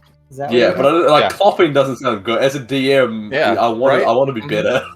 Right. The galloping of hooves as they come along the cobblestone path up towards the house. Vaughn, you remember seeing him walk down the street? He had a police entourage with him. He also has a police entourage when he goes back out of distance. Actually, hear what they're saying. They realize immediately something's wrong as they enter through the front gates of the garden. The statues seem to be shattered. Wonder who did that. The front window into the library, to the kitchen, also shattered. Franklin Strauss stops kind of in the garden. It kind of is looking at the mess. Some of the officers run into the building to see what's happening. As a few officers stay with Strauss, a few of them enter in to kind of scope out the building. Franklin begins to pace back and forth, visibly anxious. After around 20 minutes you can hear the officers inside the house kind of looking to survey the damage. They come back up and begin talking amongst each other. Seemingly the conclusion they've come to is someone has broken in and stolen several valuable items. Okay. Vaughn's going to keep his rifle trained on him, but he's not going to fire unless they try and escape, essentially. So he's just keeping an eye on him. Would you also like me to make a stealth check, out of curiosity, since I am hanging out on the roof? God, I just assumed that you sure, absolutely. I assumed that you'd be stealthy enough. So unless you fuck up drastically, I'm gonna say you're fine. But let's roll to see. I do get advantage with this though, because Cloak of Elven Kind. 25. Yes, you're fine. Like a shadow on the roof. Even in the early, as hours pass and in the early sunlight of the morning, virtually indistinguishable. And in that time, more officers show up, and you see Sheriff O'Hurley even show up in the kind of second wave of officers. And roll an insight for me, just from that distance. 15. He obviously better than this, but he's like, wow, what happened? This is crazy. You know, surprise Pikachu face. Yeah, literally. Yeah, so he seems to go throughout the house as well. So the sheriff is searching? Yes, the sheriff is going through the house, and you see, as the second wave of officers show up in the early morning, the first officers that went in did like a preliminary search and just went in, realized the place is trashed, and left. With more officers coming in, like they're beginning to rope off the place as a crime scene. At this point, fucking Franklin Strauss, I can never pronounce his name quickly, is shitting a brick. You can tell that he is terrified. You wouldn't be able to hear it, but after a few minutes of the sheriff entering the house, he immediately comes out, and this saying loud enough for you to hear, alright, Franklin Strauss, you're under arrest, and begins to cuff him. Presumably, after a second more thorough search, finding what was downstairs. No body of the boy was there, but practice of dark magic is pretty illegal. So you see he reads out the Miranda rights, whatnot. I don't think the Miranda rights existed in Wild West. They do in Yerra.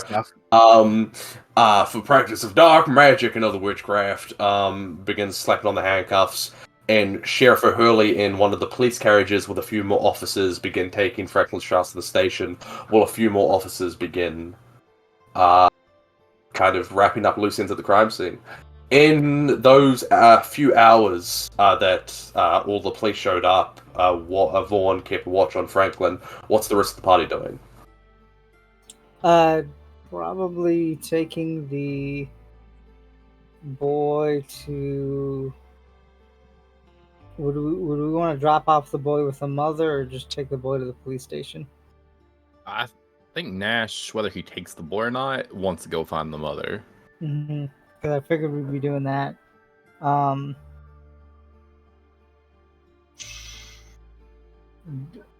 we we can go. We'll go find the mother first, since it's gonna be on the way. Anyways, probably. Basically give the mom some closure, and Stephen would probably try to insist that she not look at the boy, because he's not in good shape. And then after that, go down to the police station and then report everything. Keep in mind, you were told to head back to the hotel room and the sheriff would meet you there to exchange evidence, given the fact that everything you just did was illegal. He did not say go back to the police station because then you would be arrested for breaking and entering. He wanted the evidence to kind of go onto the table, the arrest to be separate and whatnot. Yeah. So that being said, if you do wish to deliver the boy to the mother, any connection between you as a group and this crime should be nixed. So, deal with that however you wish. Can I also say retroactively that we kept his one shoe there, took the body but left the shoe that the sheriff was looking for? I would say retroactively, absolutely. That would be, that work as well. Okay, so, you're under arrest of the practice of black magic, the abduction and murder of one Carlton. Yes. He's on the roof like, what the fuck? When you're like halfway through like climbing down the roof and then you like teleport back like what the fuck, and then you hear him say that. Yes. So yeah, the shoe is left, you are in possession of the boy. What do you wish to do? We'll give the body of the boy to the mother and then head back to the hotel room. I think as we give the body back, we don't say where it came from, though. We don't relate ourselves to where we found it. Like, it might come up later, but I think we don't tell the mother, like, this came from this mansion, and... Yeah. Are you guys still wearing the masks that you were given? Or, so a bunch of strangers, you guys, Cherry, Stephen, and Nash, you guys walk up, knock on, I would say, early enough in the morning for, like, the early farm working folks to be up and about. You ask one of them, you get directed to, it's pretty easy, you have a first name, and is there a lady out here whose little boy fucking went missing? You're easy enough able to find. You can hear sobbing from the house, but when you knock, a woman doesn't open. A kind of young man, freshly into adulthood, maybe on the verge of 1920, kind of opens. He looks mournful, but seems to be holding it together a little bit better. And immediately greeted with 3 people with bandanas around their masks, begins freaking out. No, it's okay. We're here. Is your mother home? We've wanted to return. She's not taking visitors at the moment. We found her boy. Found Carlton? Yeah. Where is he? We got him here. I got him wrapped up. He's not in very good condition. I wouldn't recommend opening it up. But at this, he kind of sees none of you during this conversation have said the word dead or anything, so there's almost like a glimmer of hope when you say he's not in the best condition, but he looks past. He sees you holding the tarp roped up, And and I'm that holding them basically like that. the hope shatters in front of you. It's heartbreaking to see that light get immediately diminished. Tears begin rolling down his cheek, but he doesn't look like he's crying, just the physical process of the tears. That's my young brother.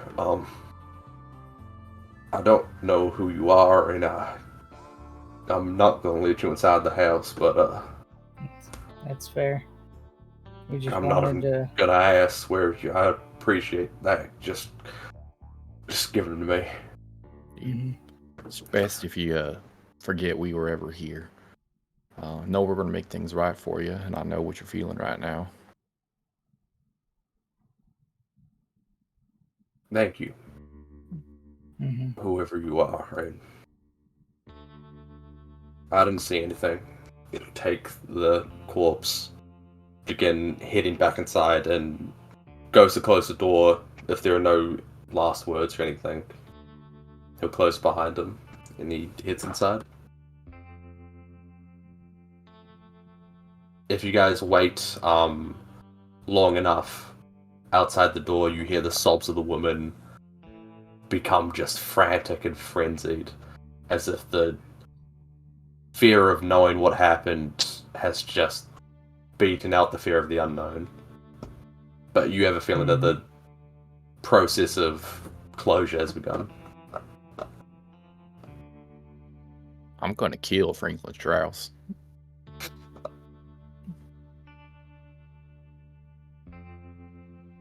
How you gonna manage that, Nash? I'm not sure yet. What's gonna happen? He deserves it. That's for sure. I mean, he deserves something worse than death. That's true. The world just don't need him no more. I'm fine with that alone. Though, depending on the severity of his crime, he may just be sentenced to death. If that's the case, then so be it. But if not, well, either way, he dies. Mm-hmm.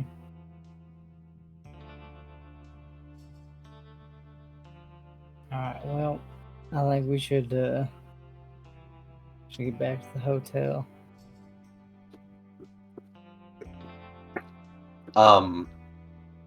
Early hours in the morning, the sun barely cresting the horizon. You guys have not slept all night and are on the verge of exhaustion.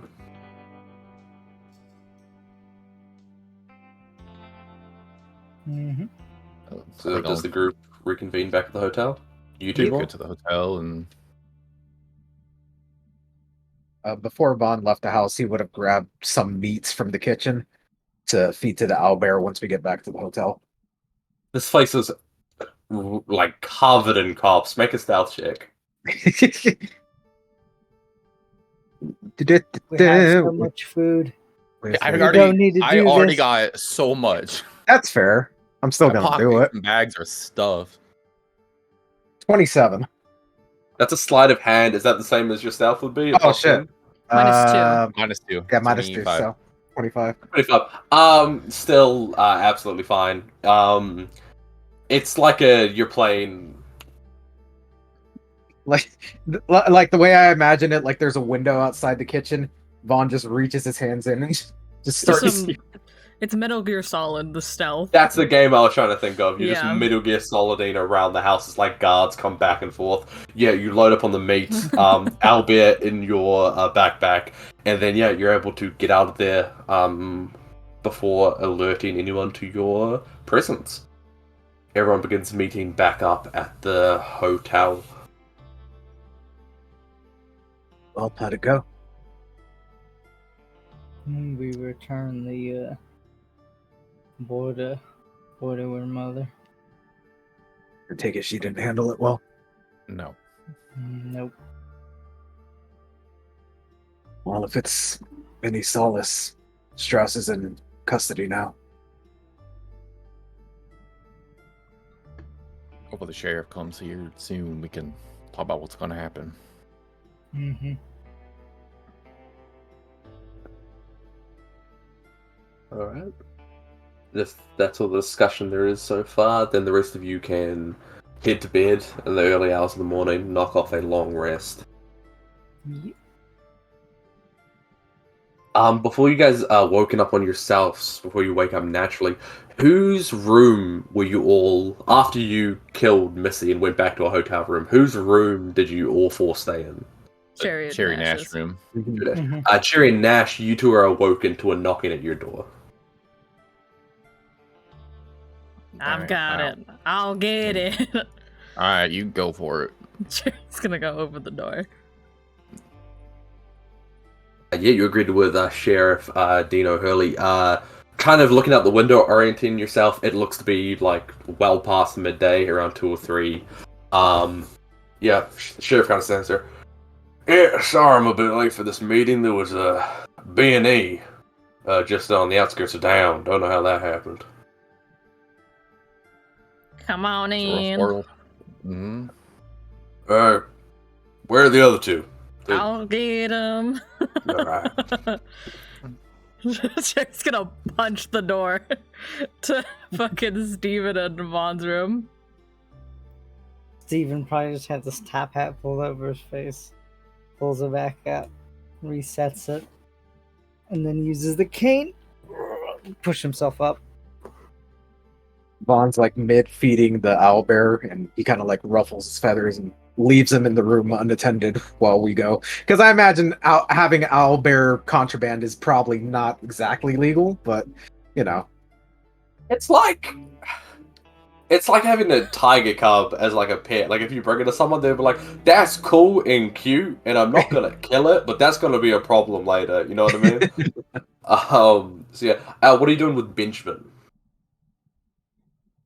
I did say that I would bring him as a witness, so Vaughn's gonna look to Benjamin and be like, "All right, I'm gonna put you in the pack, and we're gonna reveal you slowly. All right." Oh, I don't like that idea, Vaughn. I was against it before, and I'm very against it now. We're already in good with the sheriff, so I Listen. feel Steven, I think, is still hell bent on killing me. Like he's fucking pissed, right? And I understand, you know what I mean. But like, this dude seems like a third part. I'm not even good with the second party. I don't think adding the third party is good. you know what I know what I want to do, but I'm gonna leave my fate up to the dice. What is the school's name again? Benjamin. That being said, I flipped for it. All right. Then in that case, you keep an eye on the little guy, all right? And he's going to take him off his belt and put him not next to the owlbear, but a ways to where the owlbear can't, like, fuck with him. Vaughn, I have a disembodied skull. I don't know if I can watch him, but truly I can't do anything if shit goes. Yeah, just watch him. I can, yes. Oh, hello, Albert. Hello, friend. We don't have you back in the old country. And Vaughn will exit along with Steven. Alright, the party reconvenes in Nash and Cherry's room. Sheriff O'Hurley's found a nice, comfortable chair to sit down, rest his legs. I describe him every time like the commentators describe Keith Lee. Just fucking an enormous man, just large and rotund, as he sits down. Alright, so, since you're there to get me some evidence, what do you got? We got a picture of it. Where she was left behind. Figured I'd be better off. It'd make more sense if you found that there. Yeah, that was smart. Got a little bit of a headache. Like I was like, it was there, then it wasn't there. I was like, what the fuck? And then We hit arrested it. him. We didn't want it to be too easy to find. Right. So currently he's under arrest for a plethora of things: abduction, murder, practice of black magic and witchcraft. It's going to be a court case for it, but it's going to be pretty open and shut, especially with these photos that you've given me. Now, You gotta promise me he's getting the noose or firing The squad. crimes this man's committed, we all hang him in town square. He tortured that poor boy for days. You know, sometimes I just wish the law could act a little bit faster, you know. Yep. Mhm. I'm glad that I went out on a limb and got you to go look at it. So, maybe I won't be able to forgive myself for waiting so long, but I feel good that I at least did something about it. Now, court case is set for a few days. 9th, or day before the hunt. So, if you guys are willing, I'd like to reserve some seats for you in the back. You guys can come watch the proceedings, and hopefully you guys get to be witness to the guilty verdict. We'll be there. I look forward to seeing you all there. For the meantime, I'm up to my fucking ass in paperwork and whatnot, trying to get this shit sorted out. But courthouse, 3 days time. See y'all there. Once again, thank you. And he kind of holds up the photo. Mm-hmm. Alright. If that's all that there is to be said, Sheriff leaves the hotel room, leaves the hotel, heads back to the station. You guys are all left there. All right, well. 3 days. You got anything going on before then? No, I do want to get this suit tailored to fit me. So I do gotta go probably find some sort of blacksmith to do that. Yeah, I also stole some armor. That I Be will. loud. Whoa! Hold on. Listen, Wait a minute. you Let talk me about just customization. on, let me- All right, I'm let not me- gonna. You listen. To wear just an actual suit of armor, you look ridiculous. All right, on top of your blue suit. But if you're gonna do some weird mending into the fabric, then perhaps it could be considered. let me just think back on what was said. It was I don't know, let me see. That's stupid. That's gonna be way too hot. I Do I still stand by remember that. that correctly? I was gonna be hard as fuck. It's gonna be loud as hell. It's gonna be Oh, I'm yeah, clinking already and clinking am all loud around. as hell. First of all, Yeah, I First of all, am we all too. know. we all know, and the statues in that garden know how loud I am. All right. Yes. Mhm. Now listen. I mean, Steven's wearing like 6 layers, and he's gonna add metal. I got like, I got on just a little old thing. I can handle a little extra heat. Cherry Valentine's always been hot. You feel me? I'm gonna be real upset when summer comes. That's all I'm saying, both of you. Whew. You would think, but there's a reason that I don't sweat with all these layers on. And what is that? It's the candle wicks. He's talking about it before. Remember? Candlewick? No, I don't remember that at all. Wiccan technology. Yeah, he It was. You wicks don't away remember the we were sweat. talking about the wicks and his, candle wick. Nope, it's not candle wicks. It's a Oh. new type of fabric technology. Something Come just back. entered my mind. I feel like Vom fell earlier suddenly. Did it come back to you? Yeah. Yeah, it's the candle wicks. That's how he stays nice and cool. I don't not- believe it's that not. shit. That's going to hot. Just admit it's gonna be hot. No, I mean, if anything, I can get something, make it feel cool at least. Maybe reduce the temperature inside the suit. Or you can get a giant hat that'll block the sun. Mm-hmm. Call me Big Hat Steven. Mm-hmm. What a cowboy name. That sounds familiar, Stephen. I seem to recall a gentleman being called Big Hat Logan at one point. Maybe I read it in a book or something. Yeah. Yeah, he's from way back when, Yeah. Big Hat Logan. Did I don't you know have to what that Google is. Keith Lee as well? I did. I saw it, I Googled Keith- saw it. I immediately Googled Keith Lee. Did you see why he is in fact referred to as an absolute massive man? It is an absolutely massive man. Who the fuck is Big Hat Logan? Oh, is this Dark Souls? Yeah. That is quite a big hat. All right, I'm caught up now. To be fair, Clay, I think only GC Man knew who Big Hat Logan was. I don't like Dark Souls. Damn. I'll take. Clay hot take of the day. But yeah, so Steven will go out and look for a metal worker. Roll an Right. investigation check for me. I will assist. Roll an investigation check for me with advantage. I hope you're smart.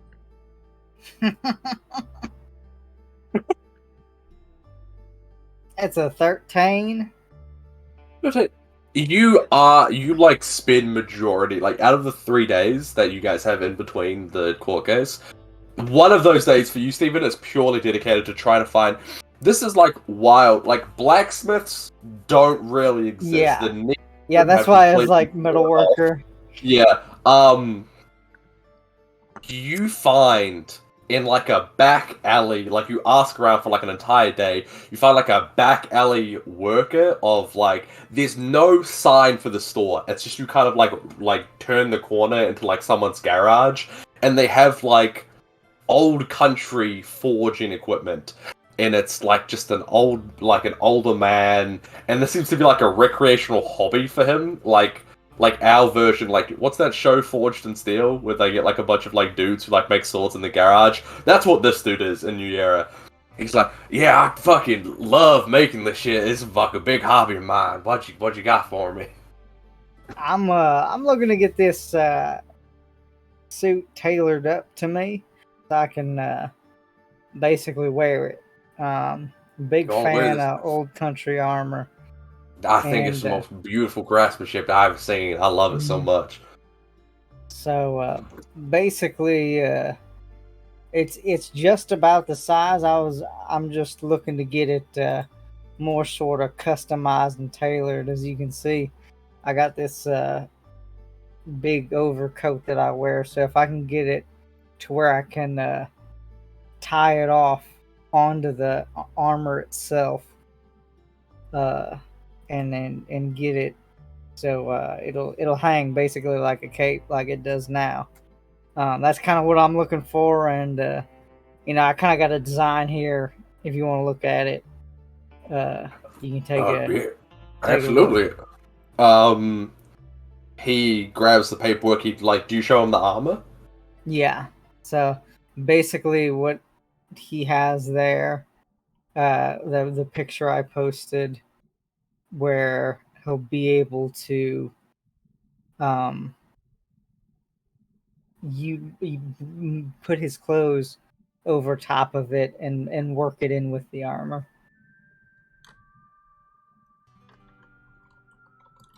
Wow, this is truly remarkable. This the craftsmanship on this armor is beautiful. Yeah, I'll see what I can do about seeing kind of forging it out. Might have to get rid of a few of the more bulky components, so that I could custom the cape.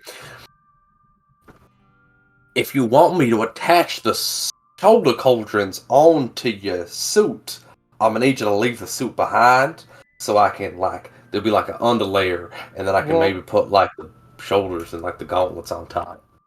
Yeah, that'll work absolutely. White Perfect. beater Well, Steven. We love to see it. You know what? I reckon I could. Give me 5 minutes to take your measurements. I might be able to get this to you. By the end of the day tomorrow morning, maybe. I really appreciate that. That is incredible work pace. How much would you like? I'd like to say this is a hobby of me. I do this absolutely free. I don't know if I trust this man anymore. I can get it done in a day for free. This man is gone with Steven's suit. Sir, I would not do that to you. Also, I think my friend here is also looking to get armor tailored. Yeah, So, I'm next in line. You're jumping the gun. Uh, I never Here. see. I didn't see you there. Sorry, I apologize. How could you miss me? I'm a piece of meat. Come on. I personally, I don't like talking about people like that. I think you're a fully fledged human being with your own goals, aspirations. I wouldn't talk about you like that, ma'am. Man don't know how to recognize a glass of wine, nor does he know how to respect one. I see. I don't know what you're talking about, and I'm scared. All I know is New Year just passed the Bechdel test or whatever it's called, so we're good now. Has this passed the victim test? Two women would need to talk without referencing a man. Yeah, that's Jerry, what who- exactly. We'll see. I'll revisit the tapes. Maybe we haven't. Oh shit. Yeah, I was gonna say, unless Cherry's talked to an NPC exclusively. Well, okay. So if you like a second set of armor, ma'am, woman, lady, would you like the same thing that your friend over here would like? I don't know about his design, all right? That's a bit much. All right, I got this duster here, right? Maybe you can, work the metal below it so no one can really see it, because I don't want to be looking like no metal freak, you know? I feel like that's incredibly disrespectful to the craftsmanship of this fine old country armor. Yet you do frighten me, ma'am, so I will do as you please. Yeah, listen, And all sir, right? here, this is for you. This is for your work. And he'll hand over $45. Oh, that's a lot of money. It is a lot of money, Steven. Oh my god. No, thank Cost you. of armor? That's not a lot of money for y'all are asking at this point, man. Yeah. With a return in one day? Yeah, out of character, that's a fucking steal. Yeah. I could listen. There are now. I gotta work on two. Maybe the end of the day, but I can get it to you by the morning of the night. So how's that sound? That'll work. Perfect. I work as a mortuary assistant at the morgue during the daytime. So I work on this at night. I got like I said, I do this as a hobby of mine, so I got to work-life balance and all that. But I will do my utmost to get this to you. I really appreciate that. You work at the sir. morgue? Yeah. All right. Dear sir, you got my respect. All right? I can appreciate a man who touches the dead bodies. You know, I do appreciate your outlook on my profession, because a lot of people don't see it that way. They think it's weird and creepy. But thank you, ma'am. Yes, the preservation of a dead body is an art form. It's very Couldn't important to agree capture more. the essence of a person as they were living. Ma'am, you are speaking my language. Many people find it creepy, but I am quite a fan. All right. Well, I wouldn't say I'm a fan of my work, but I'm happy you see it that way. All right, sure. Let's let this man get to his hobby and stop asking him weird questions and bugging him. And Steven's gonna kind of push. You Alright, guys give your armor to the most sus person ever. This guy's out here attaching armor to dead bodies. I can feel it. He's who made Caliburn. This is the actual Central Republic scientist you're being sent to kill. It's true. Yeah, absolutely. So you guys leave off your armor, leave off the duster and the jacket that you guys there. So we got wife beater Steven, jacketless Cherry. Anything else that you guys need done in the 3 days before the trial? We will be doing a bit of a time jump to the trial. So anything you guys need to get done in that time, just throw out. We can do something about it. Sam, I do have a question for you. Shoot. So, the owlbear. Yes. In terms of cub, Mm-hmm. it being an avian and a mammalian creature, Yes. does it drink milk or does it just consume like meat? Look at the platypus. What does a platypus eat? Platypus are weird. Yeah, Exactly. but they're because I was like, well, it's born from an egg because we know owlbears lay eggs, but I believe don't are platypus live births or eggs? No, they're eggs. Eggs. Platypus Okay. shouldn't exist. Well, it's a kind of a mammal and also comes out of an egg. So Okay. God's owl folly is bear. what it is. An owlbear is entirely carnivorous. They typically prey on animals like rabbit, bears, snakes, other reptiles, and can also be found to prey on trolls. So Good to deal know. with that information as you will. well, Okay, a and lion that- is also carnivorous, but it drinks milk when it's born. That doesn't answer anything. To be fair, it was eating the food that Vaughn was feeding it, which means it's probably past the age of needing milk, even if it did need milk. It is also malnourished though, so it's not getting the nutrients that it requires. You might need to mash up its food, and it'll probably do the bird thing where it's like, feed me. You have to feed it, yeah. I'll fucking do what I gotta.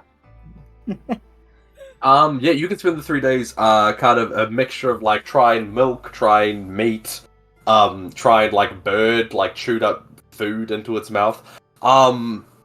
Which I does would it say- respond best to?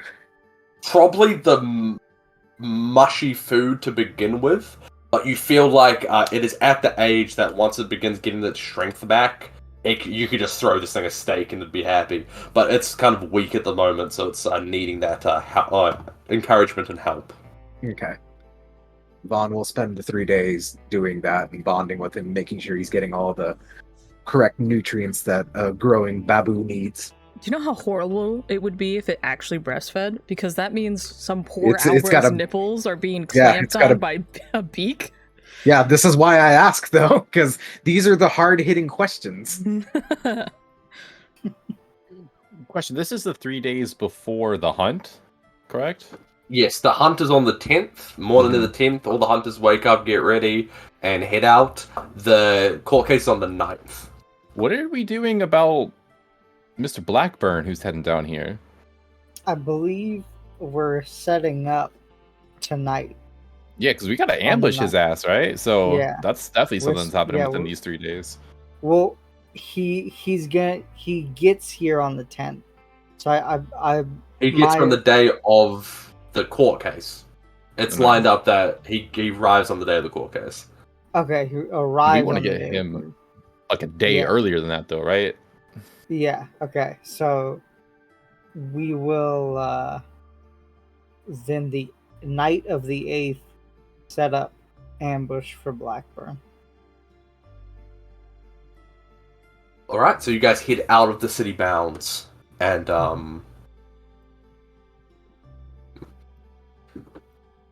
give me a moment. You knew this was coming, Sam. I did, but I kind of forgot that you guys wanted to attack him beforehand. I thought you were gonna wait till he showed up. It's fine. Just get the generic meadow map.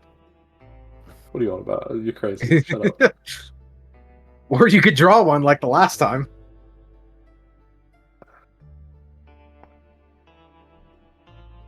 Can we go to a second break? We can take 5. Yeah, we can take another break.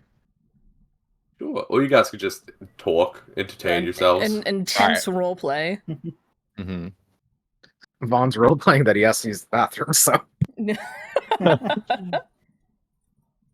right, well, Vaughn ain't here. Y'all see the way he fed that bird? That's not natural, right? Feed Right bird out from of his your own mouth. Yeah. Right out of I his th- own.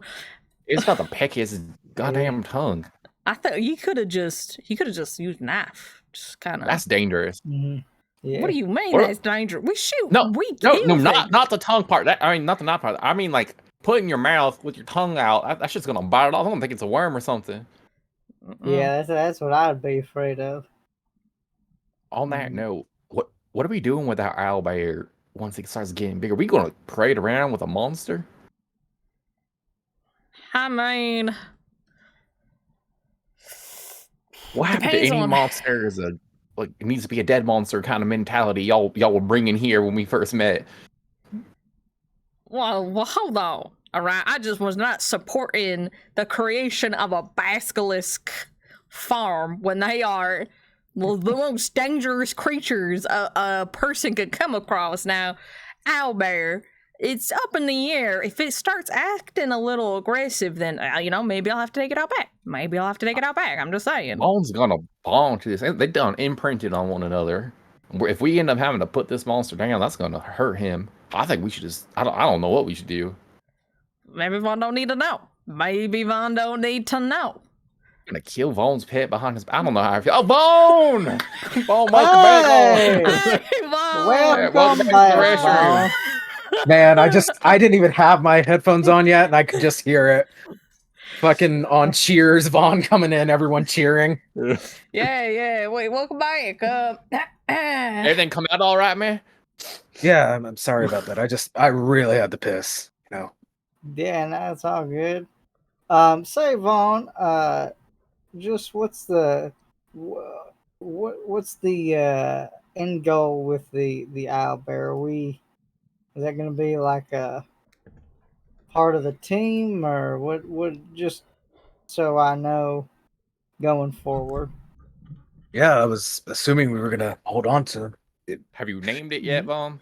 I haven't named it yet. Sam, is it a boy or a girl owlbear?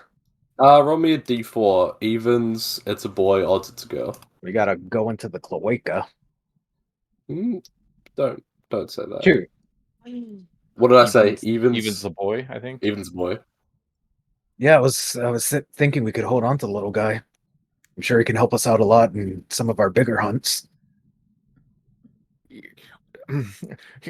Well, so here's what happens when your little guy becomes a not so little guy and he becomes the bigger hunt. I mean, Vaughn's gonna pick up the owlbear and kind of examine him. How does he react? What's his general disposition to us right now? To you, seems absolutely fine. He is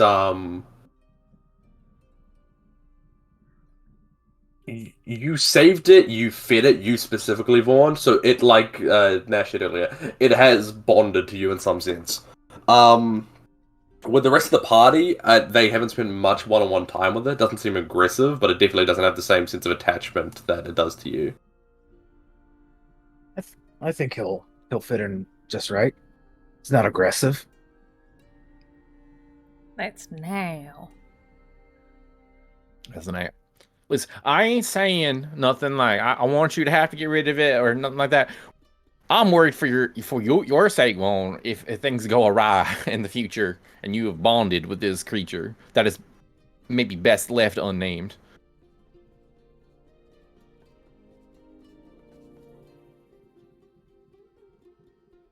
Fair enough. Maybe we can hold off on that, and when he gets a little bit bigger, we can decide whether or not he's a full-fledged member of our team.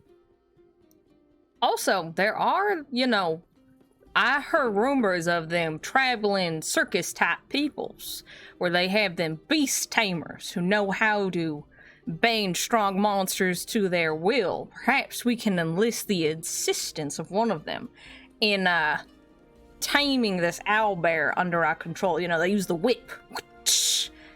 Remember when Steven has a whip, so... First, especially if it's Steven's whip. No, absolutely not.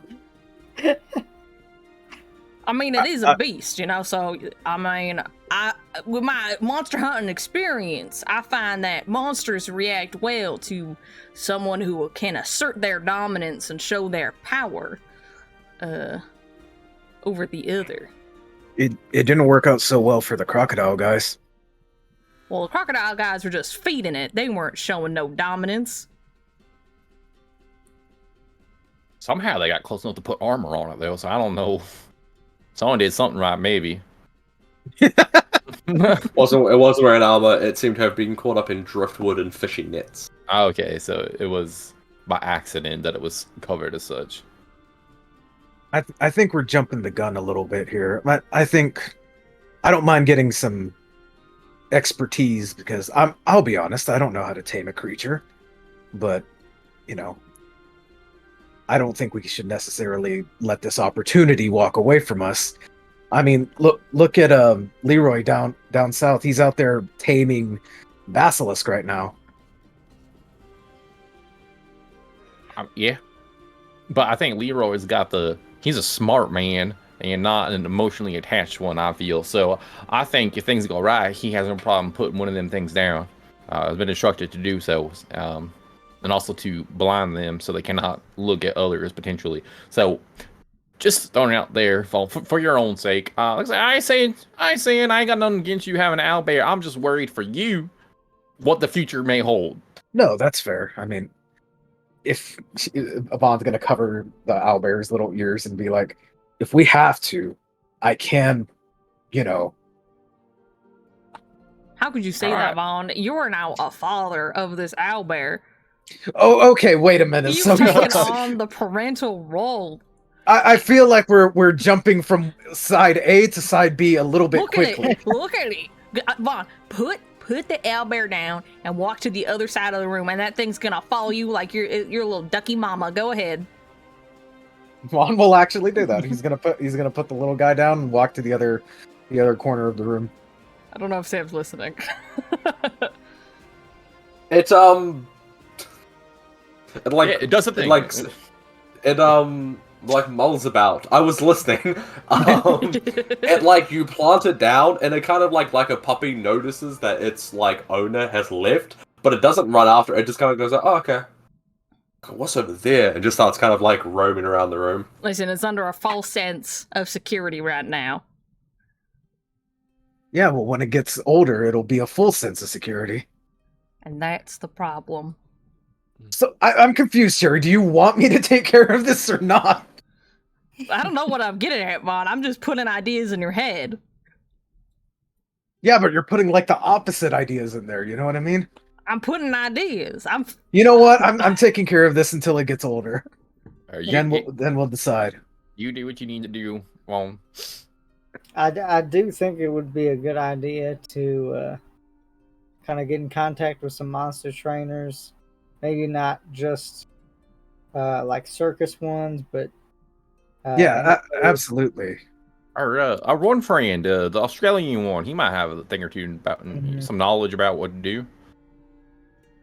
Where is he? Where did he go? Yeah, somewhere on a boat. I don't remember. How are we gonna find him? Good idea. Where is he? He said he wasn't leaving cabin for a while. Back on the Jack Nasty. Oh. Okay. All right. Now feels like a suspiciously good time for us to play a game of cards or something. I'm ready. I'm prepped. Are you ready? I don't know, Cherry. I'm okay. I'm good with cards. Yeah, we got a lot to do tonight. Maybe we need to go kill something. That is also second on the agenda of things I want to do today. Or Just perhaps cards and kill something. Yeah, I have like a meter, of like how long I can go before I just, want to implode with violence. Oh, I thought you meant to play cards. No, that's a different meter. Much easier to like deal with. How often do you need to kill somebody? Steven, you can't just ask a lady that. I feel like you actually can. I mean, That's is the owlbear the real danger here, or? Look at him. Look at the owlbear. Absolute menace. I'd like to imagine he's just rolling around on the ground. He's like tugging on one of the blankets. He somehow made it onto a bed, and then as you say that, has like fallen off the bed, and then kind of like shakes it off, and then keeps going. A killer in the making. Yeah, that's kind of the point. I mean, yeah, same. Hello, right? Yeah, but like you said, he's a beast. You're a person, a whole ass person. Am I, Vaughn? There's very little difference between the two, Vaughn. That's what I've learned. You know what? Fair enough. You got me there. All right. When do we need to go kill Blackburn? Is that tonight or tomorrow? Yeah, it's like tonight. We gotta hurry up. Yeah, We've been fucking around playing with owlbears. We got stuff to do. We're gonna go after Vaughn took a piss, but that was like a while ago now. Yeah. So we'll set it. We'll set it up tonight. Get it all ready, and then just wait for him to come through, and we'll be good on the old ambush. Right, so you guys intend to ambush him a day's travel, around about a day's travel out of the city bounds, correct? Basically far enough away from city bounds that we're not going to alert anybody. Mhm. Yeah. Close That'd be enough. like a few hours travel. Do you, just so I can get everything straight in my mind for a timeline, the 9th, are you going to do that on the 9th, the day he intends to arrive, or the 8th, the day before? The We're night, gonna- the bridges the two, right? Yeah, the night that bridges the two. So we're gonna Alright. set it up and then wait for him to come through it. Alright, sweet. Easily done. Alright, that being said, you guys make your way, if there's nothing else to be done, you guys make your way outside of the city, and notice that there is a bend, a crook in the path, and a raised kind of, small, I hesitate to call it cliff face, but a raised kind of platform that kind of overlooks this crook on the road that would be ideal, and is around about the correct distance away from town to sync up with him coming through, and you feel like would be a good place for a ambush. Also, before while we're getting all this set up, Sherry, do you want to store a smite into this for me? Can I store a smite? Oh, yeah, actually, I think I can. Oh, wait, we should have stocked it up with spells like one of our off days, right? I will allow you to do that. How many levels you got in there? Is it 5? Cast a spell of 1st through 5th level. Effective storm. Spring. The spell uses. Let me see. Where does it tell? This How is many- ring of spell storing. Yeah, I have it pulled up. Contains a 1d6 minus 1 The ring level can sword chosen by the the DM. ring can store up to 5 levels worth of spells at a time. Okay. That's what I'm seeing here.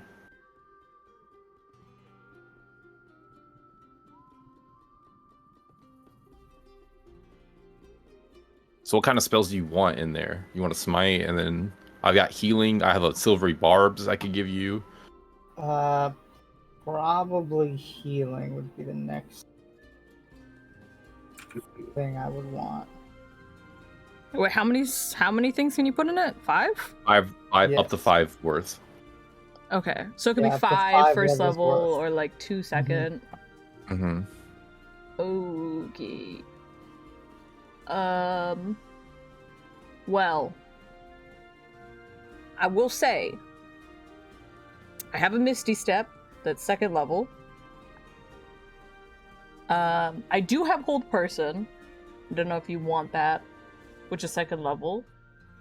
Then I think Thunderous Smite might be best for you. It does 2d6 thunder damage, and then it has to make a strength save. If it fails, it's pushed 10 feet away from you and is knocked prone.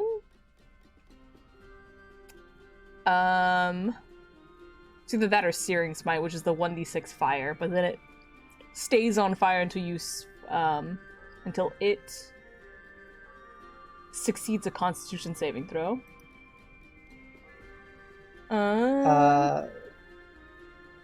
Thundering Smite sounds like would be good. Then I also have Compelled Duel, which basically makes a creature have to fight you. Has disadvantage on attack rolls against other creatures other than you, and must make a Wisdom saving throw each time it attempts to move to a space more than 30 feet away from you. Okay, so. But you also have to only attack it, and I have command. Mm-hmm.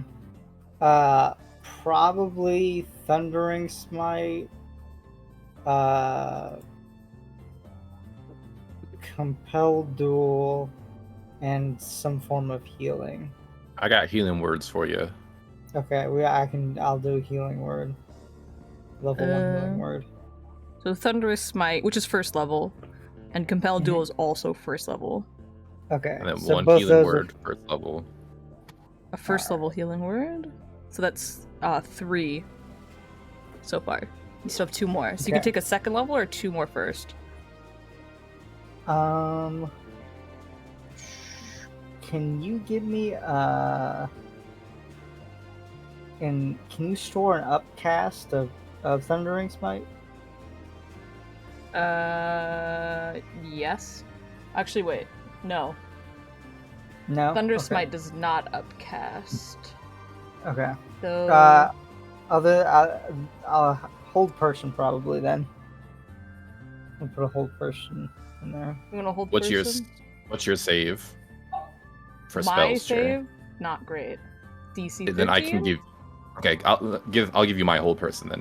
Mine is 16 Okay. because it goes off of our saves, I believe, right? Yeah. I think so, yep. I do have a second level Branding Smite, which is the one that I don't know if you need this, but it does 2d6 radiant. 2 which becomes visible. So if the creature's like invisible, you can make them visible and they will shed light. Hmm. Very niche. Yeah, I'll just take the one thundering. So Okay. there's a And then I'll hold person. Smite.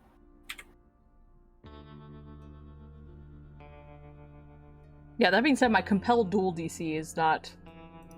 It's a Wisdom 13. Let me see.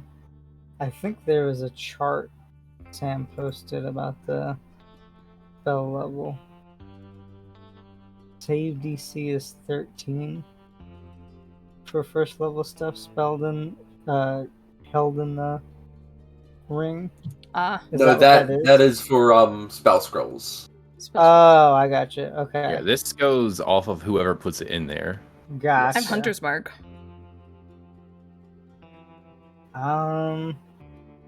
Hunter's Mark. Well, because Hunter's Mark's concentration too, right? It is concentration. Hunter's Mark would still probably be more useful. So instead of Compelled Duel, Hunter's Mark. Mark. And Thunderous Smite is a bonus action as well, so you should be able to cast it as a bonus action and then attack. Healing word.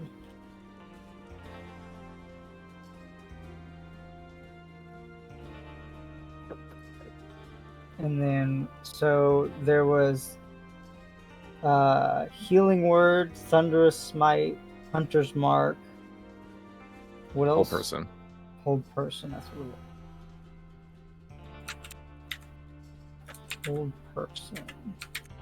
And then what's the DC for the hold person? Wisdom 16.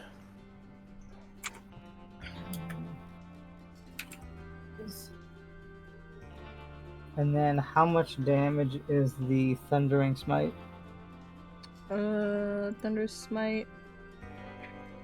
2d6 thunder damage, and then a strength 13.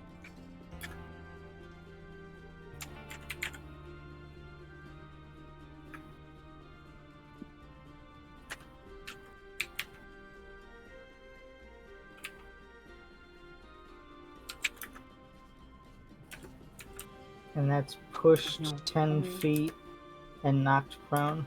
Yep. It's also audible up to 300 feet. But we should be far enough away from the city. Alright, and then that's good. How much does Healing Word heal for? Healing word is 1d4 plus 5. 4 plus 5. And what's the range on that? 60 feet. 60.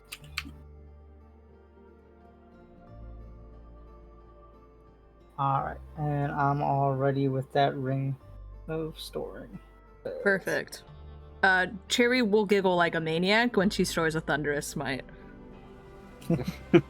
And she'll just look at Steve and be like, "You're gonna see what it feels like to be me." I'm about to hold person somebody, walk up, thunder smite, auto crit. Thunder smite is concentration though, so is hold person. Ah, okay. Oh, But that one just goes off at a time. Yeah. yeah. Do do do. And I also got whole person. If we need it, I got you. Alright. With all that cleared up, is everyone ready to prepare the ambush? Mhm. Kale. Alright, you guys make ham. Oh, let me just move you guys on. Imagine this, but nighttime. This sort of brook in the road, as I described earlier, with a small mound that you are available to use as cover and a vantage point. Quick question. What do you guys see on this map? It should just be road. Yes, that's all we see. Correct. Perfect. Yeah, so this is the road, and this is probably the best point in between the time frame you want to use, the distance away from the city, probably the best place that you guys find to set up an ambush. Place your characters wherever they wish to be. Since we have preparation for this. Mm-hmm.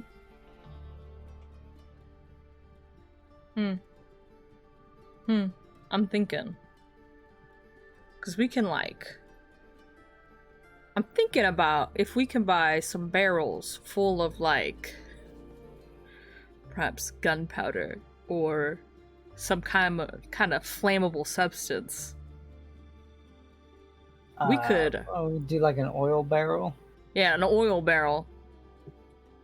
We could oil up the road. Mm-hmm.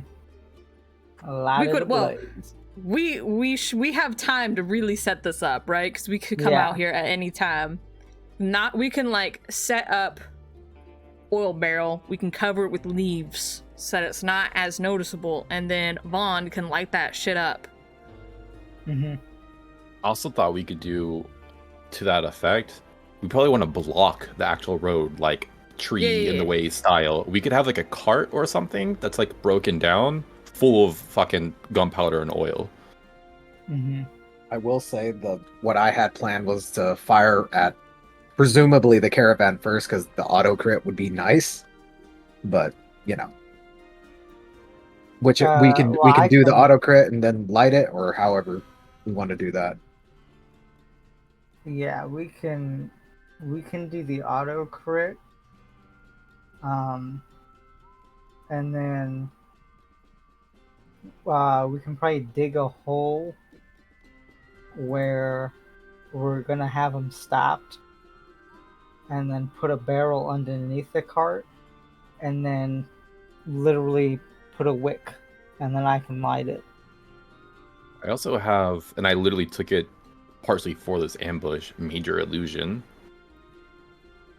So I could really set something up with that. We could dig a giant hole and put spikes in it. A Major Illusion That to would ground. be sick. A Punjabi pit match. Spikes and gunpowder. The owlbear defecates in it. What do we think? Dude, this Major Illusion, I'm here for it. I wanna utilize it. Yeah, I think the spike pit would work well. We could just do the spike pit, put a Major Illusion over it, and they just kind of fall into it. I mean, not only could we put a spike pit, we can put the barrels in there, so that once they've fallen in, we can blow it up. Yeah. So, we would need to get a cart as well to transport the barrels, because we have the horses, but we need. We have the money to commit war crimes.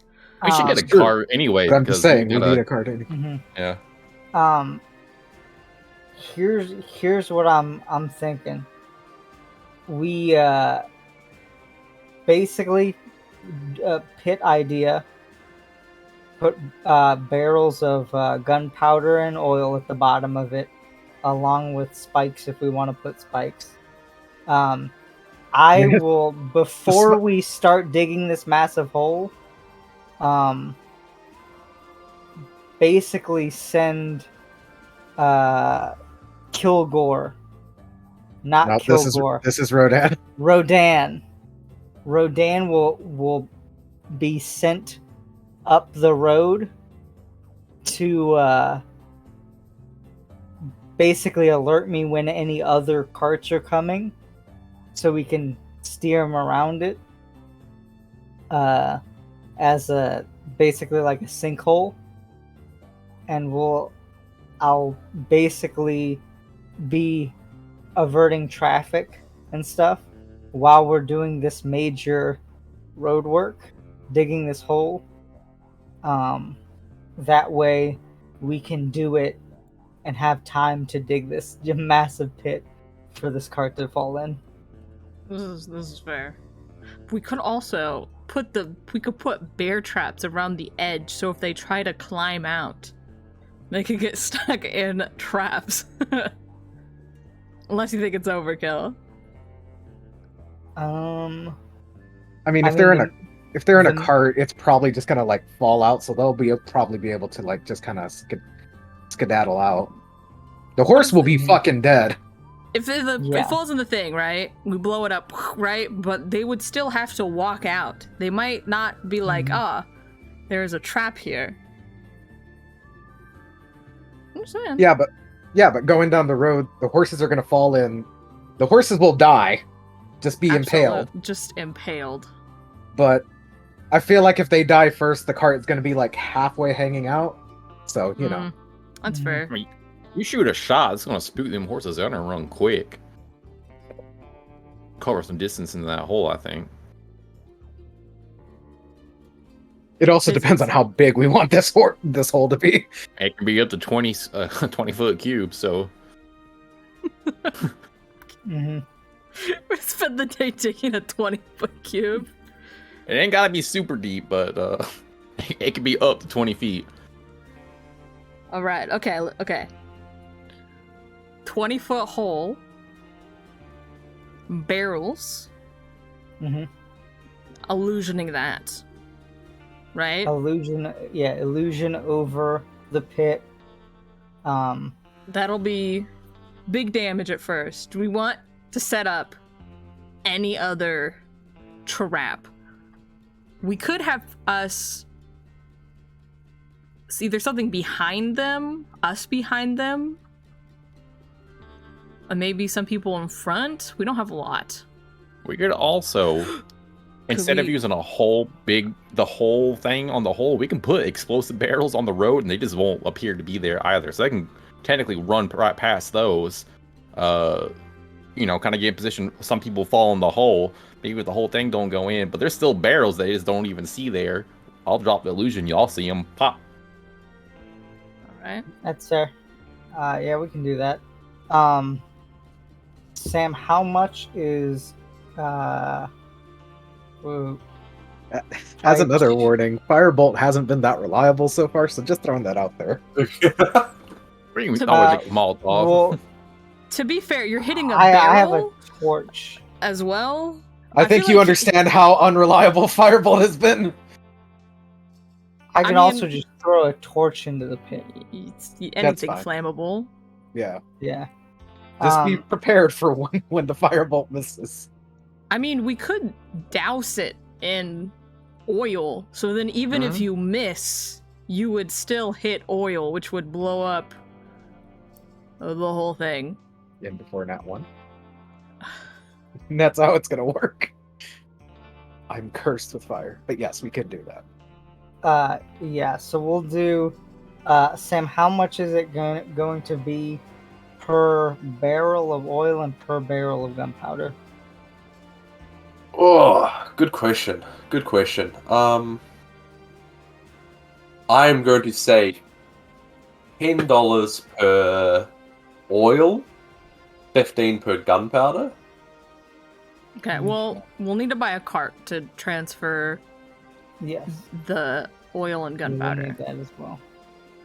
So, how much is a cart? I'd say about $50. Okay. We can all chip in. What is that? 10 each? Mhm. Oh yeah. Or no, Mhm. more. There's only 4 of us, so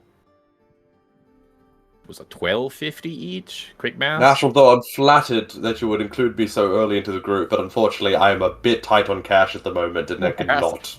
That's all right. You'll get your cash flow going. I do appreciate that.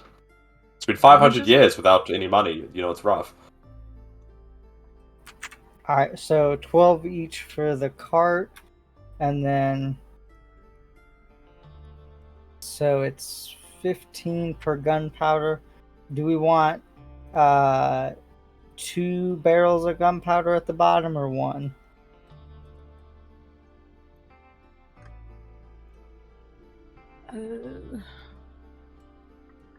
This. Hold on. Well, the DM question, would another barrel do more damage if we put it down there? Yes. Okay, then we'll do 2. Okay, so 30. I'll buy the gunpowder ones. And then, do we want 2 oil barrels on either side of the pit? Who's drawing pictures on my map, huh? It's me. Sorry, I'm doing this to illustrate my thought. I'm thinking that we put the pit like this, like is the circle, but up to the square can be illusory. So Mhm. that means like around like here or here, we can put barrels or explosives or whatever we would like to be there. Yeah. We could do. Because I'm thinking we could put barrels of oil beside both sides of the pit, and then when Rodan alerts me that, and I know that they're coming, we can puncture the bottom of the barrels so it starts leaking around the pit Yeah. and into the pit. And then we can also just shoot the barrels to light them, either with firebolt or I throw a torch into the pit and it'll light everything up. This could work. Yes.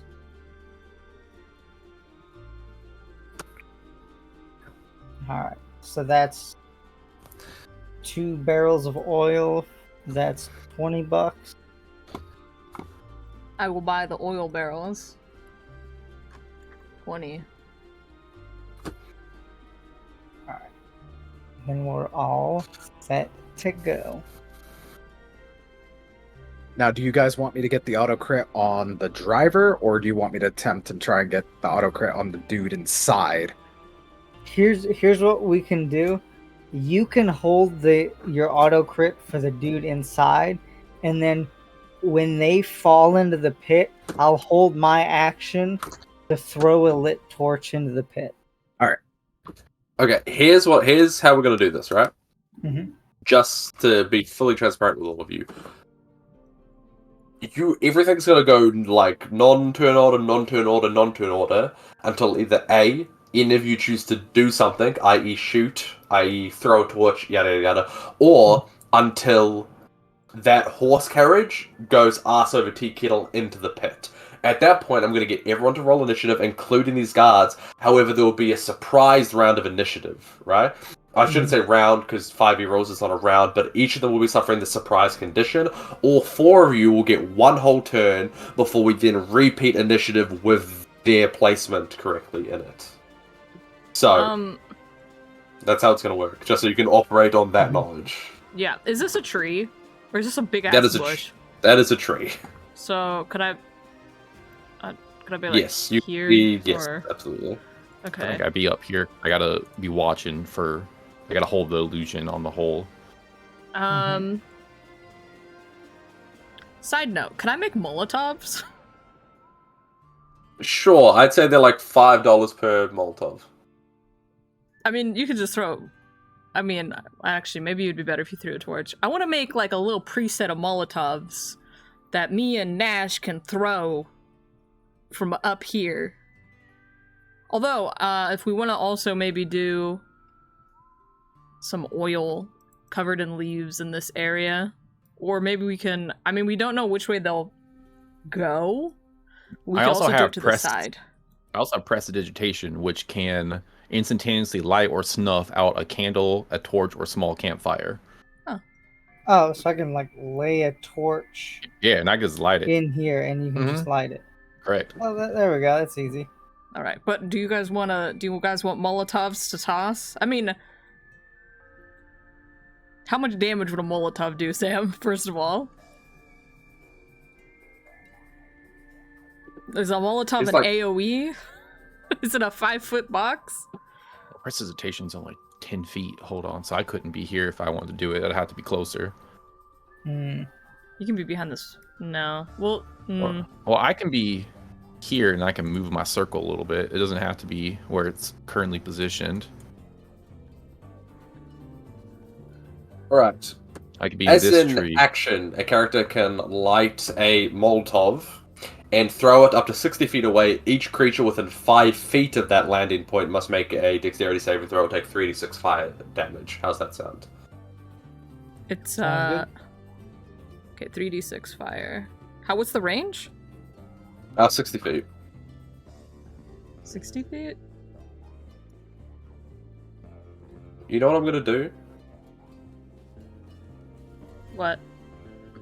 I'm going to make that 2d6 fire damage, just because I'm looking at this, and this item, it costs 150 gold, and with the proportions of how cheap it is to make Molotovs, I'm going to knock down one of that fire damage. That's So fine. 2d6. 60 feet. 2d6. If the Molotov is already pre-lit, could it be thrown as a bonus action? But have a timer on how many rounds it lasts? Before you gotta throw it?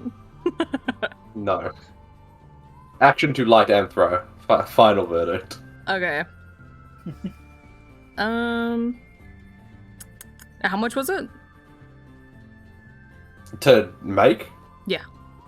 I think I said like $5 per Yeah, you said one. 5 earlier. Okay. Because Does it's like a anyone- bottle of liquor and a rag. That should be easy. Yeah. Does anyone want a Molotov? Alright. I'll take one since I'm not throwing the torch. I'll throw Okay. a Molotov. I will imagine I won't get sneak attack if I throw a Molotov. Okay. So I'll buy 2. So 1 for me, 1 for Steven.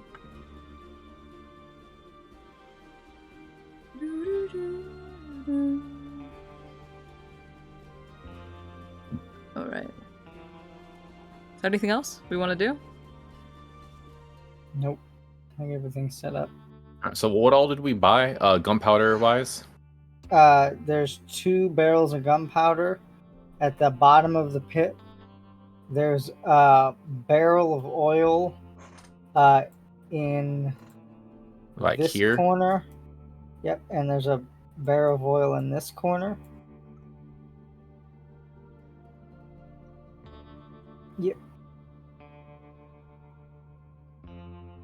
And then did we want to make like punji sticks for the bottom of it or no? I'm good without. I think it's gonna be I think the explosion is going to make the spikes yeah. non-existent. You mean Uh-huh. shrapnel? No. All right. Right. I'm just gonna throw sticks in there, just just for hoping for. Just like loose, like gravel, Yeah, loose stones. and exactly. sticks. Uh-huh. Yeah. Alright, It's is gonna be everyone so happy? awkward if they don't come down this path. They're like, Is- "Hey, let's take the detour." Is everyone happy with the precautions set up? Thanks. So. Yes. And then Um, there's also one torch that's like on Yeah, the there's a- ground there's- that's ready there's to a- be There's gonna be prestidigitized. Yeah, there's gonna be a torch like right here, and when Rodan signals me that they're coming down the road, I will puncture both of these barrels so they start leaking into the pit. Yeah, can do. The walloping ammo that we got, right? Correct. How much damage did that do? I don't think it adds any extra damage. It can push them back or knock them prone, I believe. Walloping ammo is a D&D item, so you can search it up to see what it does. And Yeah, is it it for just like and in like a pistol or? it's any ammunition according to official Okay. item. I think it was up to you. Whoever bought it specifically for. I think who bought it. We got walloping ammo from the. Oh, from you guys Hellgate. actually bought some in Camden, but if you're talking about the ones you got, that would be for a sniper ammo because that was the Which- right. It would be Vaughn's gun. Yeah, if you that's wanted the I one to. that I bought- have. I bought you, I think, 14 bullets of it, Yeah, and I there's kept also- 6. 14. So that would have been Yeah. for a pistol. Yes, Okay, that 14 was and for- 6 for your guys' revolvers, and you guys have, I think, 10 for Vaughn's gun. Walloping ammo. Which is just +1 ammo, No. basically? No, I don't it- remember. Sorry. No, Oh, it I just put it- it's an item, so. I put Yeah, it it's in a my DC 10 inventory strength as +1 ammo. Okay, no, here's exactly what it is. You guys have 10 walloping ammo for Vaughn's gun. You bought a pack of +1 ammo That from makes sense. Camden. Mhm. So That you sounds have right, 14 +1 bullets, 6 +1 bullets for Nash, and 10 walloping ammo for Vaughn. That And the sounds right. +1, Okay. just +1 to damage. Yes. +1 to hit and damage, I believe. On top of, if I had an enchanted weapon on top of the +1, Correct, because the ammo itself is enchanted. the more you know. How long does this last? The more Um, you know. I will say that once Steven starts seeing them coming, right? I will cast magic weapon on Steven's whip. Okay. Which will make it a +1 weapon. No. Lasts for an hour. And I will load up my handgun with the +1 ammo. Cherry's here to kill. This is how Von Severance say hello. Alright. Now, is everyone happy with the precautions set up? Yes. Perfect. You guys set up everything. You feel like everything's perfectly in place. Rodan is out circling. And just as it breaches midnight, just on the peripherals of Rodan's vision, you see 3 carriages. A full-on entourage, pretty much identical to what you saw him leaving Camden in. These 3 carriages making their way down the road.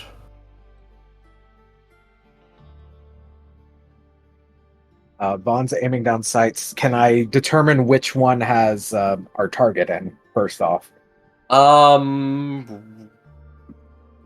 Roll. Not the carriages don't have windows. No, they would have windows. They're carriages. What am I on about? Yeah, roll a perception check. Some fucking Call of Duty ass mission right 20. here. Mhm. 20. You can see the faint visage that you've seen before of Colton Blackburn. I think that's his name. In the middle carriage. Vaughn's going to trace his shot on there, and he's going to hold his action to fire as soon as the first carriage starts dropping. Yeah, I'm gonna hold, if I can, hold my action to throw the Molotov. I will probably throw it at the second cart, though, as soon as the first one goes in the hole. At the horses. At the horses of the second cart. Okay, gotcha. I'm just thinking, Vaughn, if I'm going to let you hold your action, because I did describe it that initiative is going to start either when that carriage falls down or when one of you act, and then you guys will get a surprise round. So I'm hesitant to let you hold your action and then get another surprise round, if that makes sense. If you want, I can negate the surprise round for Vaughn, since that is what I'm doing. At that point, just shoot him during your surprise round. I mean, it doesn't matter. He's Okay. gonna shoot him regardless. Okay, so yeah, it'll be during the surprise round. okay. That being said, you guys wait as these three carriages begin making their way through the moonlit crook in the road. All of you waiting anxiously for them to tread past the illusion and head down. That being said, these horses begin galloping their way. You realize that they've breached the illusion, and a few steps further, they immediately, anxious and scared neighs roar out as this carriage. The horses first drop down. Their straps that are holding it to the carriage yank the wooden platform, and the whole thing begins going arse over tea kettle and sliding down into the carriage, into the pit. Sorry.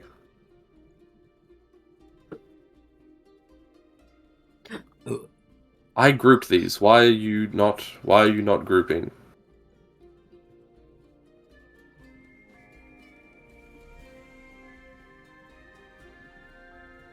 Oop, oop. There's the first one.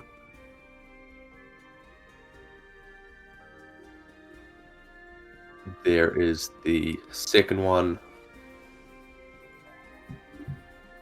And this should be the last one. I need everyone to roll initiative. Right. And we'll get some faster paced music.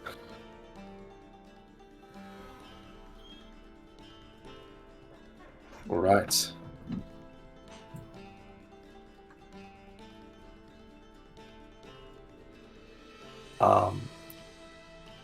These guys would be in the pit, so moving them there.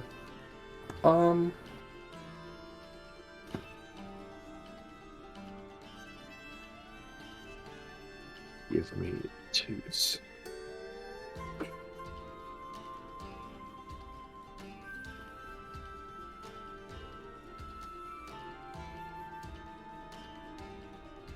Just punching in everyone's initiative, which I thankfully pre-rolled earlier today.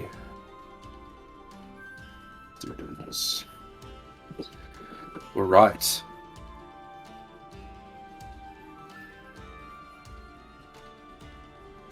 First up is Cherry. All right. I'm What's throwing happening? a Molotov at these horses. Alright, throw the Molotov. Two horses need to make DC, I believe it was, DC 12 dexterity saving throws. Do I have to roll to hit, or they just make a saving throw? They just make a saving throw. Alright.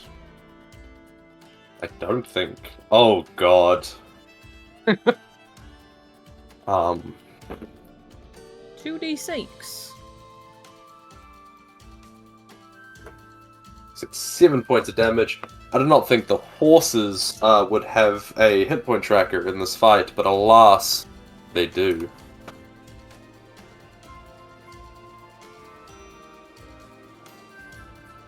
Right. You could combine These them as horses, sets, these horses get covered in fire. I'm not going to give them an initiative, but they will take an additional d6 every turn as they are fully lit, and I'll roll that damage on your turn every time.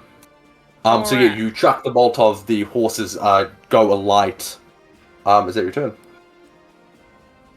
How far is this? Yes, that's my turn for now.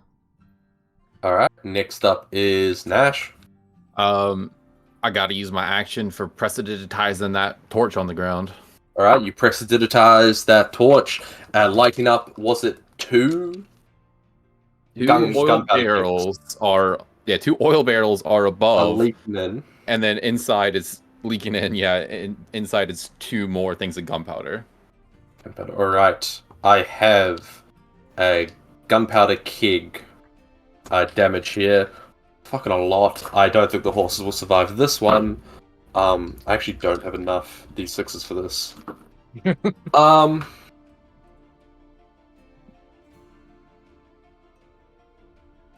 14 d6. I'm going to use the internet, the wonders of the internet. I hope you don't mind.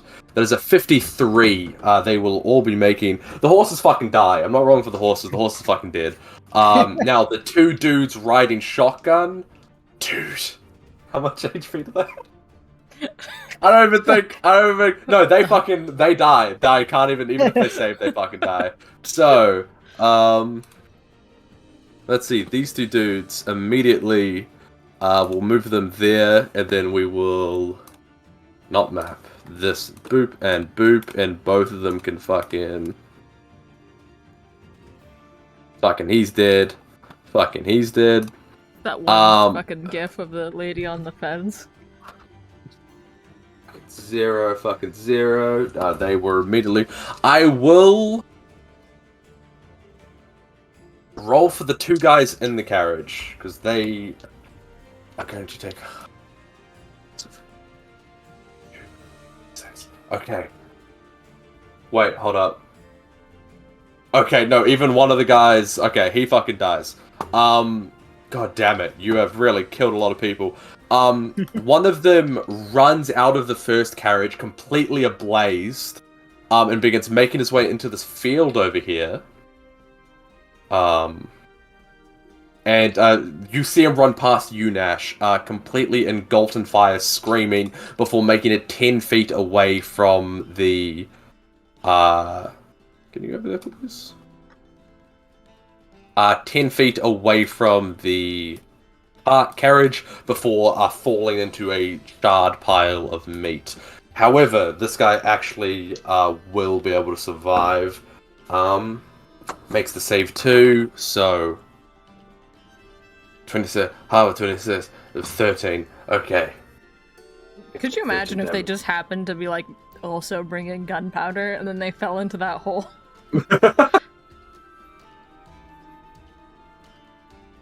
You see one of them step out, covered in fire himself, but still standing, attempting to put out all of this. Similar, dressed up, wearing a nice suit. Obviously seemed to be a higher caliber of guard, accompanying a very high target and a high priority individual. Similar to what you guys have gotten forged for yourself, they seem to have metal-plated dusters, a breastplate underneath with a black cowboy hat, bandanas pulled around their face. They seem to be much more, what's the word I'm looking for, skilled expertise guardsmen. Come and fire, he seems to be padding out, and he seems to pull around with a strap around it. Steven, you'll be right here to see this. All of you, having never seen a weapon like this before in your life, this would be considered a submachine gun. Yeah, compact size, yet the magazine is huge. Steven, your family was working on something like this for years, for long before they died. This seems to be a Von Severance special, made, recreated from blueprints, but lacking the insignia of your family that they seemingly have purposely forgot to add to these weapons. But he comes out, he's like patting off his dust, and he pulls out this submachine gun. He seems okay, but everyone else in that fucking carriage is dead. Steven, you're up. I am going to light my Molotov and attempt to throw it inside of the window of the carriage, the second carriage. All right, I'm going to need you to make a dexterity check to see if you can aim this correctly. I'm going to set the DC at 12. Not too hard to make this. Could I argue it's acrobatics?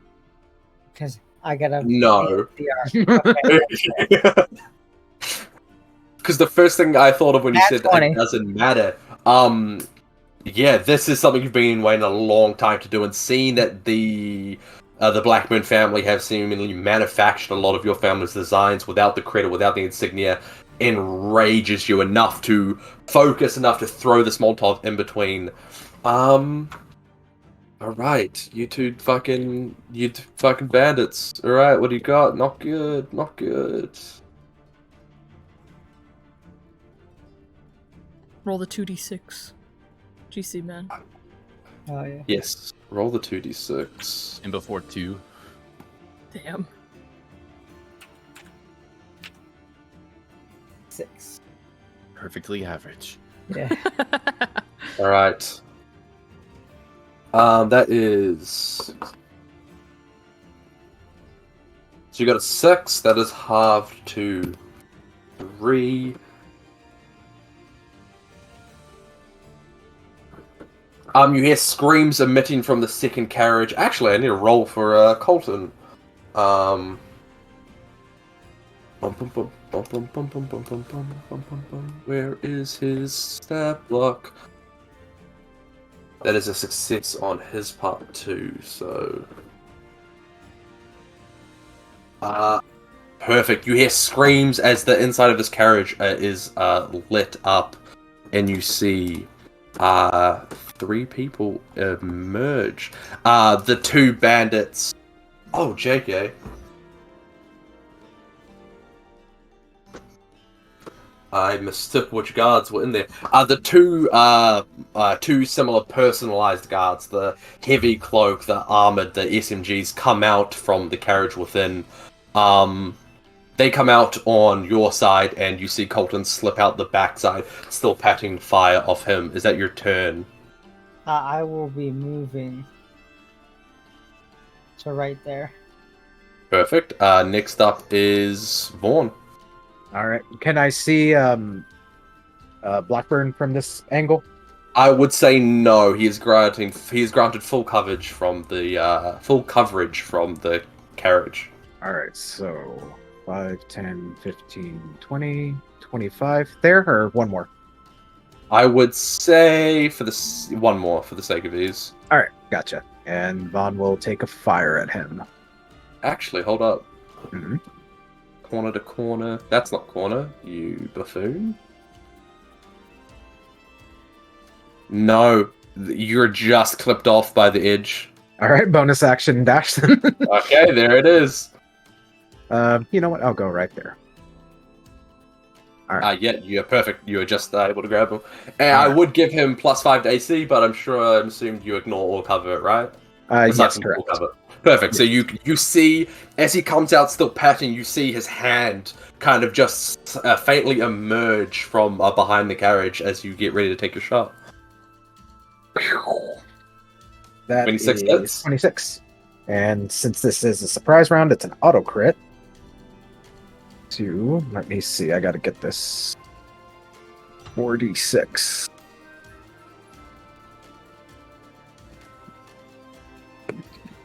That's 21 points of damage. Mm-hmm. And then... I was going to say, I'm assuming there's more. Oh, yeah. Oh, boy. Oh, And just for the sake of it, I will mark him as a favorite foe as well. So I will get you a total here in just a second. Okay. 32, I believe.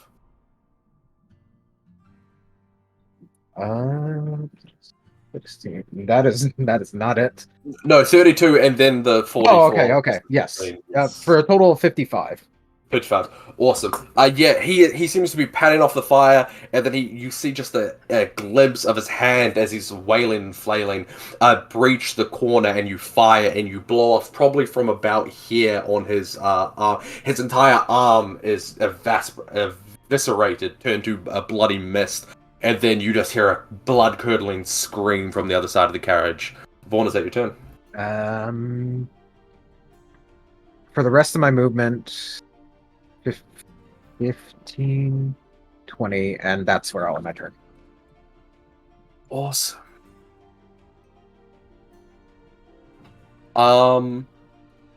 Okay. Next up, we're going to get the armored militia's turn. On that turn, one of them, an extra one. Can I get you, please? Thank you. Makes their way out from the back carriage, so there are 4 in total. Let's see what they got. Let's see what they can do. 30.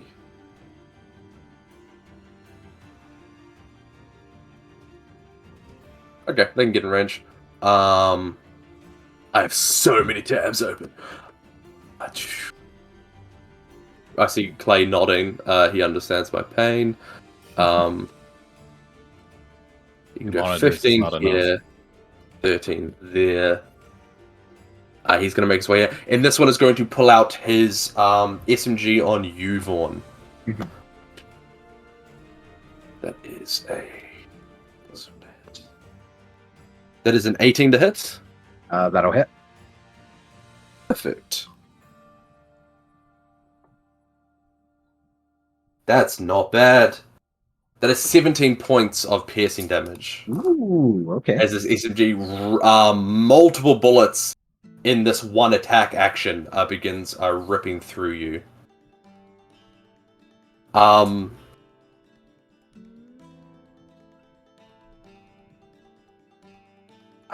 And they have a multi-attack, so there's going to be a second one coming. Oh boy. There's a 14 hit. No. Okay. The first one, as multiple bullets seem to rip through you, another barrage comes and you duck into the dirt just to dodge it. Not prone, just a little bit of flavor. And that is his turn. Cherry, are you visible? You're not hiding, you just threw a Molotov, correct? Yeah. Alright. Let me see what we can do. That is a 26 and a 17 to hit. Both hit. You guys have your upgraded armor. Did we get the Oh, upgraded do armor? I thought it was the morning of the 9th. You're correct. None of you have your armor. You're going to get that tomorrow. Okay. So both of those hits. That is a not as good as the first one. 14 points of piercing. Second attack will be much better. 15 points of piercing damage. Alright.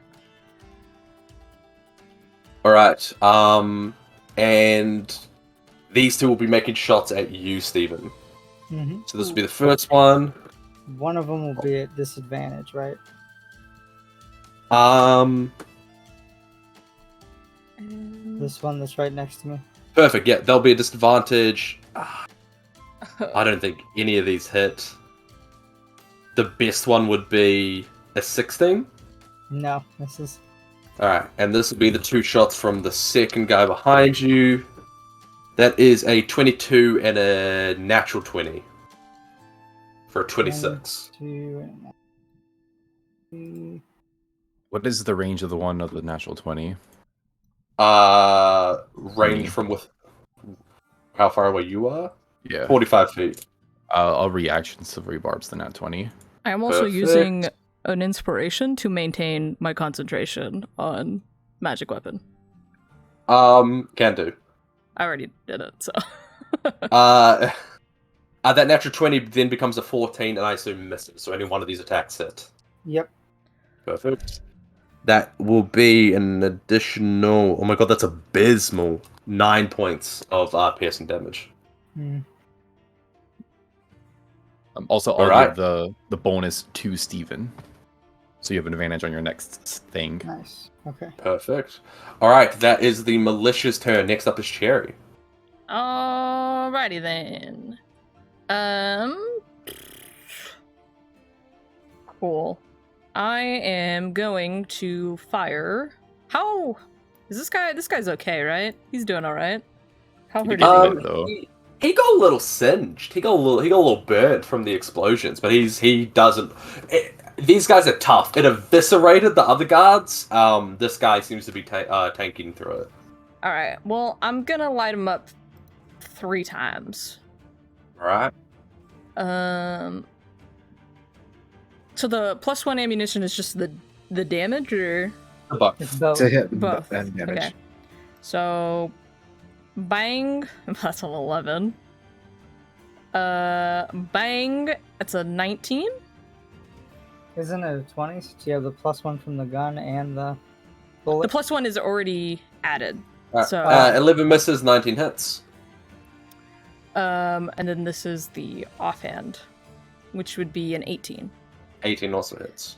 Okay, so that's 11 piercing. All right. Where did my And pin then go? 5 piercing. And then I'm gonna Divine Smite both.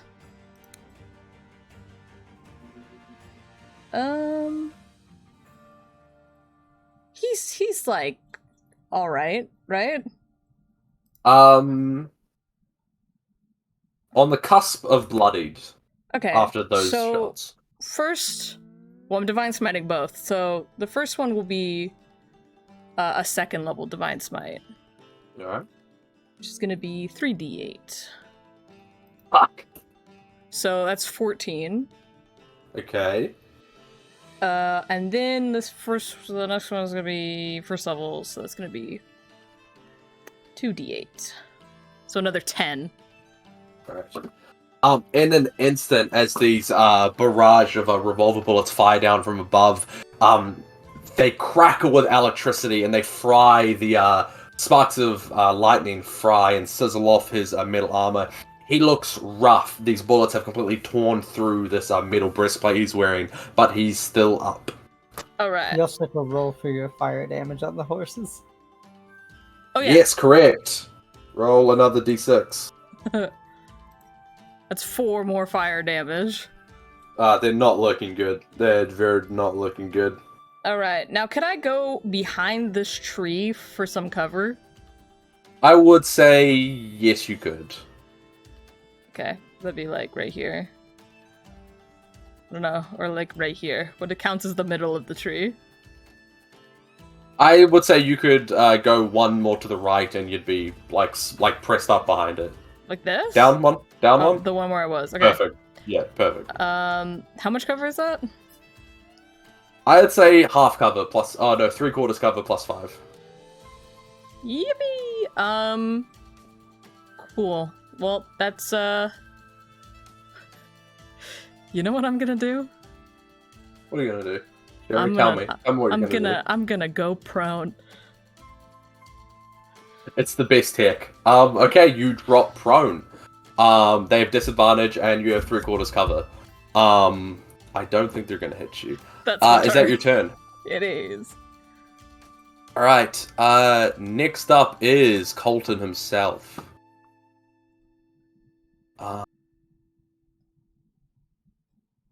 Going to dart over here.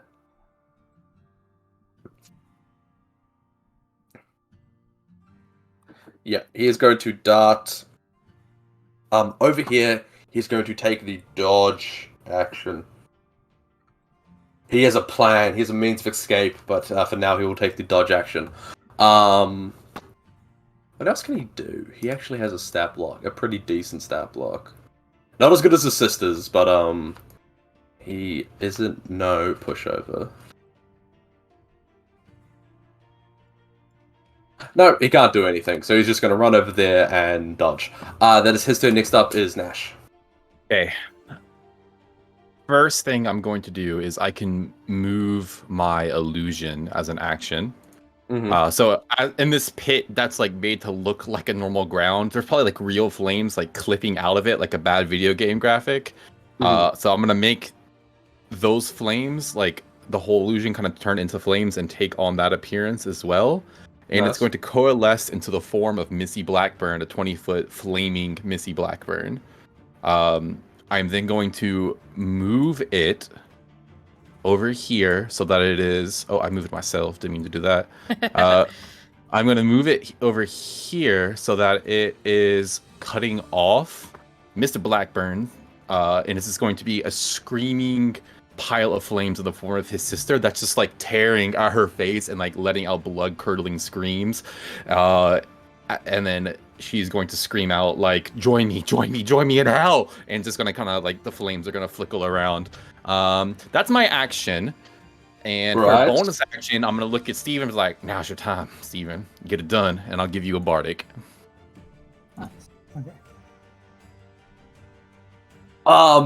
Yeah, rolling his wisdom check just as like a mental fortitude check. He shits his pants, like full on shits his pants. Is that your turn, Nash? It is. All right. Next up is Steven. And which one did Cherry shoot at? The one right here. I This one? eviscerated Okay. him. Yeah. I will be. Steven will look at him and be like, "Get my family's guns out of your hand." And then, first attack. And you have I a plus one. advantage. So 26 to hit. I assume hits, and that's Yes. A plus one to damage too. plus 1 to damage. That's 9 slashing, 7 poison, and then 1 on top of that. So that's 17 damage in total for the first hit. All right. How do you want to kill him? Just whip across the throat. Yeah, absolutely. As you say, get my family's guns out of your hands. With one attack, you slice down. I'm gonna say you slice as he's holding the gun. You slice at the wrist, so he legitimately drops your family's gun. And with a second swipe, you come back up and slit his throat. That one is dead. You still have one more attack.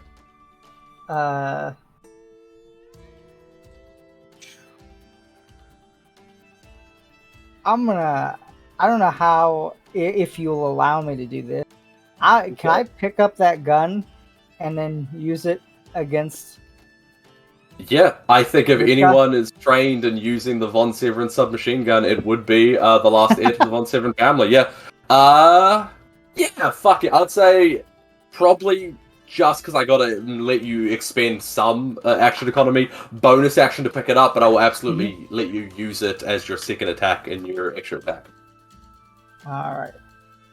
Alright. That will be a... you pick up this gun and it does... to hit is obviously the same as any other weapon. But it will do 4d4 plus your dex and damage. Piercing damage. Okay. 8. So, god dang. Oh, well, it's a natty one.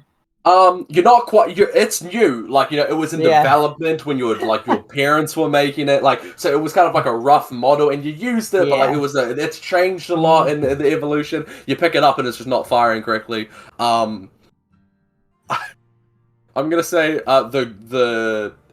there's too much recoil for an automatic weapon that you're not used to. It kind of goes off to the side, and you just mow down one of the horses. Just fucking tear one of them to shreds. But unfortunately, that is its turn. And then I will move right there and end my turn. All right.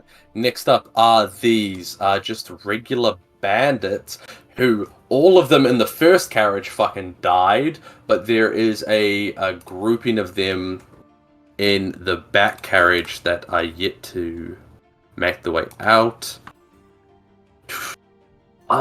This one's gonna go here. This one's gonna go here. This one's going to. I'm actually gonna have to measure this one out. Oop. Can like make it there. Makes his way here. These two over here at the top are gonna make shots at you, Vaughn. Not the best. Does a 16 hit? 16 will hit. Oh, okay, then a 21 hits as well, I assume. Yep. That is 10 points of piercing damage from one and 4 points from the other. Okie dokie. Woof. As you now almost have a firing squad of members taking aim at you. Okie dokie. And this one here that's closest to the horses is going to He's going to take aim at you, Steven. Mhm. That is that's abysmal. 14 to hit. Nope, misses. Alright, so yeah, he comes up. These ones don't have these semi-automatic weapons, but they have a pretty standard, just a bolt-action rifle. So they come up, fire one shot, and it goes wide. That's their turn. Next up is Vaughn. All right. Vaughn is going to take a step back, which puts him at 30 feet away from this guy, so he doesn't fire with disadvantage. And he's going to fire. Look at Raider out here reading my firearms rules. 20 hits. That's 12 points of piercing damage. Doesn't get sneak attack because I don't have advantage. And then I will use the rest of my movement. 10, 15, 20, 25, 30, and bonus action hide. Alright, nice. And I do get advantage with this one. 17. That's low for me, quote unquote. Who are you firing at? Once again, the same dude? Oh yeah, the Hi. beefy dude right in front of me. How do you attack twice? Genuine question. No, I'm attacking once and then I'm stealthing. Hi. Oh, that's a stealth check. Oh, Yeah. fucking dumb. I was like, why is he attacking twice? I'm like, 17 hits, I guess, but... No, okay, no, yes.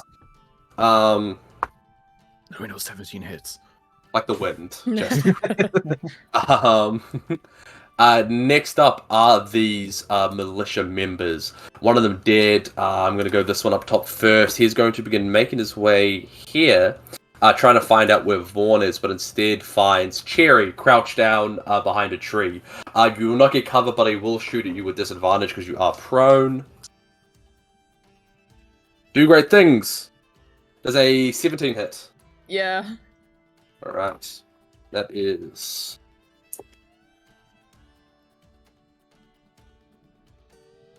14 points of piercing damage on the first attack. Second attack, also at disadvantage. He might miss this. Does a 10 hit? No. No. So, the first one, he manages to light you up good, but the recoil on the second attack begins to carry up and lights up the bark of the tree, missing you. These two ones flanking you, Steven.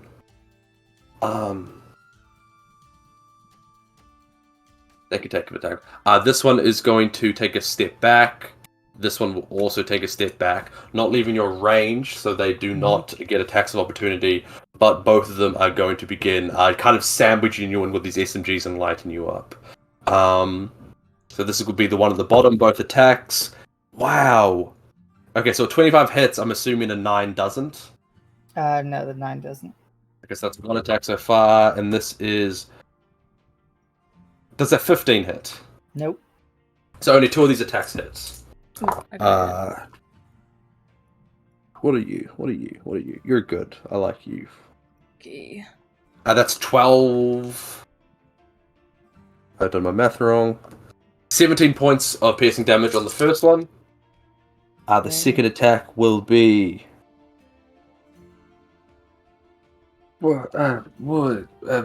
16 points of piercing damage on the second one. Okay. Alright. That is all of their attacks. Next up, that is you, Cherry. All right. Now, I see Blackburn run into this back carriage. Yeah? Correct. Yes.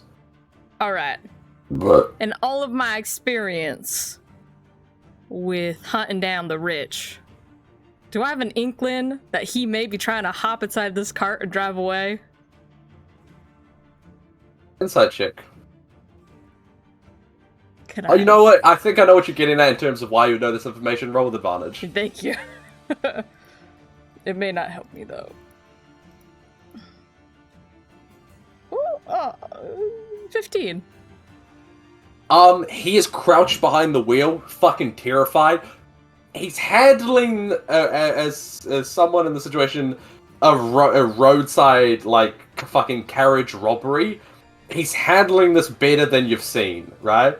Like, he's probably about... Some people are stone cold, some people are fucking shitting bricks. He's somewhere in the middle. He is crouched behind this large wagon wheel, not looking to enter the carriage, but perhaps looking to steal a horse. Alright. That's what I... Okay, alright. Let me double check something. Okay. So if I go here, I think I need to move one more square. Is this, let me, And if you're trying to get within 30 feet of that horse, I would say you could. yeah, but this one will be at disadvantage. Correct. Okay, so I'm gonna move one more forward, so they should both be in range. I mean, do you count that? Or do I need... This horse is taking up 2 squares. I would say he is in your range at that. Within 30 foot. Alright. I'm gonna fire at the first horse. So... normal. So 22. 22 hits. Alright. 7. How hardy do these horses look? As hardy as a regular horse. That means nothing to me. Alright. I'm going to Divine Smite this fucking horse.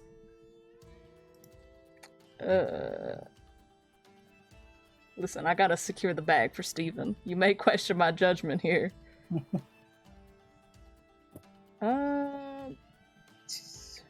It's 2d8, yeah? Yes. 2d8. Another 6. That is just enough to kill that first horse. Alright. I'm gonna shoot the second horse. Oh, fucking shit. I'm gonna bonus action offhand shoot the second horse. Is it 18? Well, 19. And 18 hits. 19 alright. hits. It's 8 points of damage. Mm-hmm. And then... what do you guys think? Should I Divine Smite this horse? I don't think I can do it with the... His turn's next. I will say you have somebody that can shoot 300 feet away, or from 300 feet away, so... That's fair. But his turn is next. It's up to you. I'll do it. You know, why not? 2d8. See if I can put this horse down. That's 8. Also, there is a +1 to that 7, by the way, because the ammo. So it's 8 plus 8. 8 plus 8, 16. That is enough to kill that second horse. Putting the horses down out here. Alright, I think You I also was... have to roll fire damage for those other 2 horses. Yes, roll another d6. 1d6. That's 3. Both still up, but both looking awful. Okay. Half... It's half movement to get up, but I have 35 feet. So is that rounded down? It'd be rounded up. So you'd get up, would take 20, you'd have 15 feet left. Okay. Then I moved 10. So I could move right back to where I was. Yes. And I'll go prone. It's my only hope. Alright. Next up is Colton. Realizing that his escape method has beefed it.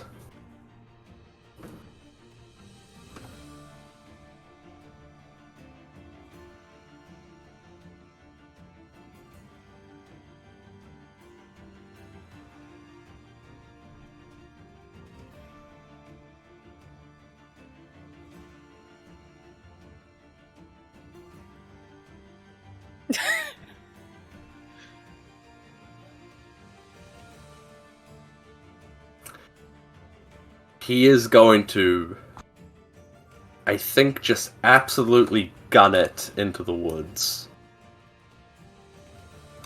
To the point where he is, after that turn, 5 feet off the map. I will keep note of how far off the map he is. But yeah, he just dashes to the right and begins sprinting away from all the carriages. That being said, next up is Nash. I can't see where he is, but I'm guessing about 80 feet from me. About 85. 85. That's perfect. I'm gonna jump down the tree. Um, let's see here. I'm gonna use my what is it called? The Mantle of Majesty. Yep, sure is. And again, like I did against his sister, anyone that could see me sees I jump down from this tree. I'm gonna move 30 feet to get closer. Mhm. You see, like Nash again starts to have that Aurora Borealis glow. Like the light, like kind of no pupils in his eyes, just like kind of that green shimmer around it, and he's going to look. And as a bonus action, cast Command on Mr. Blackburn here, and order him to come closer. Command is only one word, correct? Yeah. So Approach. there's actually approach. Yeah, something like that. Approach is the official term. Yeah. Perfect. What saves do you need to make? He needs to make a Wisdom 16, and I will definitely have Silvery Barbs if he succeeds. All right. I'll burn through as many spell slots as needed. I have more plans for this NPC. That is a 9 on the die. So on his next turn, your target moves towards you by the shortest and most direct route, ending its turn if it moves within 5 feet of you. All right. Mhm. Nash. Oh yeah, continue. So that's my bonus action. That's my bonus action to use that. I have an action left. And I will use it. Right, let me make sure I'm not getting anything wrong, but I'm pretty sure that's a bonus action. Once per long rest as a bonus action. Yep. So that's movement, bonus action. Ooh, okay, that worked. So now I got to think, what do I actually want to do? So I cast a spell. Nothing about command says it breaks if I like injure him. So I think I'm just going to pull out my gun and shoot him while he's walking towards me. All right, easily done. What's the range in your pistol? I don't think it's 55, which is where he No, currently is. I think it's going to be a disadvantage to do so. Perfect. Make a shot at disadvantage. 16. 16 hits, yeah. Hell yeah. For 9 piercing. So I just there, hair flows, and I say, approach. And then as he's walking, I just pop one into him. He looks rough. He's remember missing an arm from where Vaughn shot him. He's kind of cradling that, and you shoot, and you nick his shoulder. He kind of stumbles back. He looks terrible, like really bad, and is beginning to make his way towards you. And we'll do that on his next turn. Is that your turn, Nash? That is my turn, yes. All right. Next up is Steven. All right. I will go ahead and I'll use my bonus action first to second wind. Heal 14.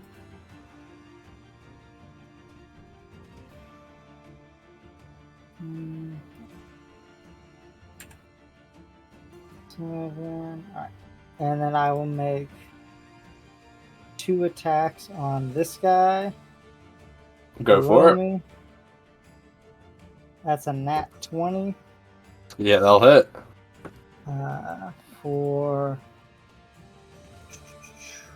13 plus 18 plus 1. Yes, do not forget the +1. 32 points of damage. Mm-hmm.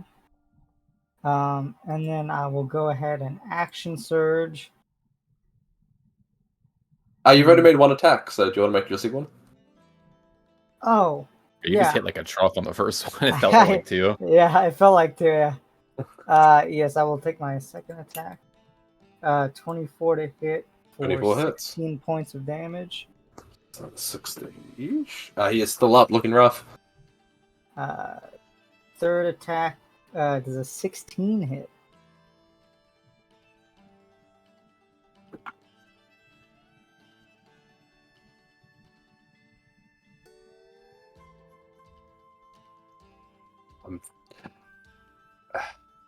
Yeah, it does. I've realized I fucked up on the stat block, but it does hit. Yeah. Okay. It's Uh, 17 anyway, right? So if that was the difference. Yeah, it is 17. Um. Oh yeah, it's a 17 to hit because you have the +1. Yeah. That actually would have made the difference anyway, so perfect. Just to be transparent, I went in and I edited these stat blocks and I upped the dexterity of all of these characters, but all of them were wearing leather armor and I didn't bump up their AC to match their new dex. So you live and you learn. What are you gonna do? Is that absolutely how do you want to kill this guard? Again, he's going to go ahead and just hands gone, drops the gun. Yeah, absolutely. Whip down, the hands drop.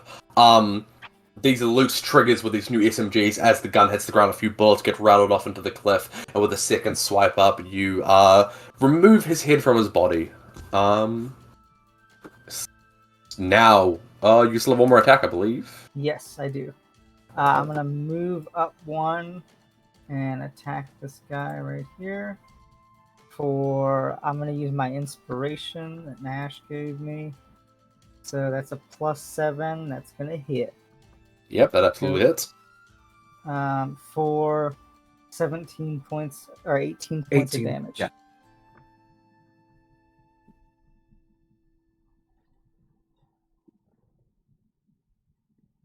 Yes. Yeah, the whip goes across him. He seems to be standing strong. Next up. First of all, is that your turn, Stephen? Yes. He will yell out, "Blackburn! This is a Von Severin. Hello!" And then yeah, that'll be his turn. Perfect. Next up is just these normal guards. Having seemingly lost their train on Vaughn, will begin making their way here. And we'll all be taking up arms against you, Stephen. Mhm. Let's see what they got. Does a quickfire? Does a 11 hit? Nope. Does it another 11 hit? Nope. Does a 12 hit? Fucking Nope. useless bandits, useless. That is their turn. Next up is Vaughn. Okay. Vaughn I is beg going you need to put this guy down. I'm trying. All right. So 5'10", I have line of sight. I was also hidden, so I would get advantage. No? I think I rolled and he didn't see you, but you've moved. He doesn't see you. Yeah, you get advantage. That's 16 to hit? Yeah, 16 just hits. All right, cool. 16 points of piercing, as well as 12 points of sneak attack for a total of 18. Or 28, excuse me. 28. Don't sell yourself short.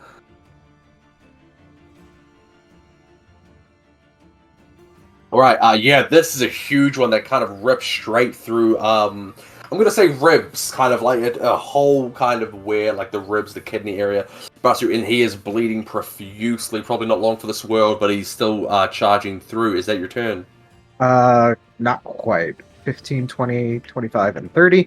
And Vaughn's gonna use free action to go prone, and bonus action hide. Right. Next up is their turn, the one, 19. He is going to take a few steps up towards you, Cherry, and is going to make, seemingly his Vaughn having disappeared, making those 2 attacks against you. Will be with disadvantage. Does a 12 hit? No. Does a natural 1 that misses. These will be the 2 against you, Stephen, as this guy backs up towards the dead horses. These 2 attacks against you. Better. A 12 and a 21. I will use shield as a reaction. So And that both of doesn't those hit. miss? Yep.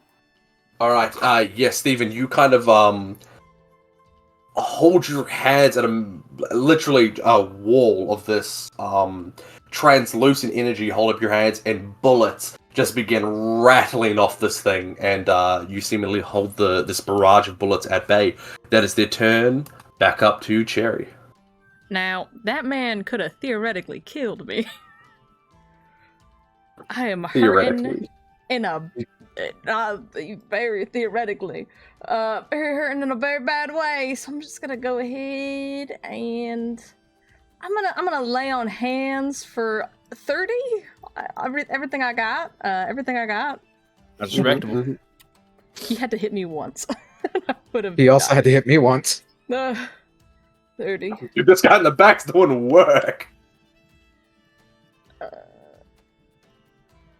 Right. That being said, whew, I'm feeling much better. I am going to.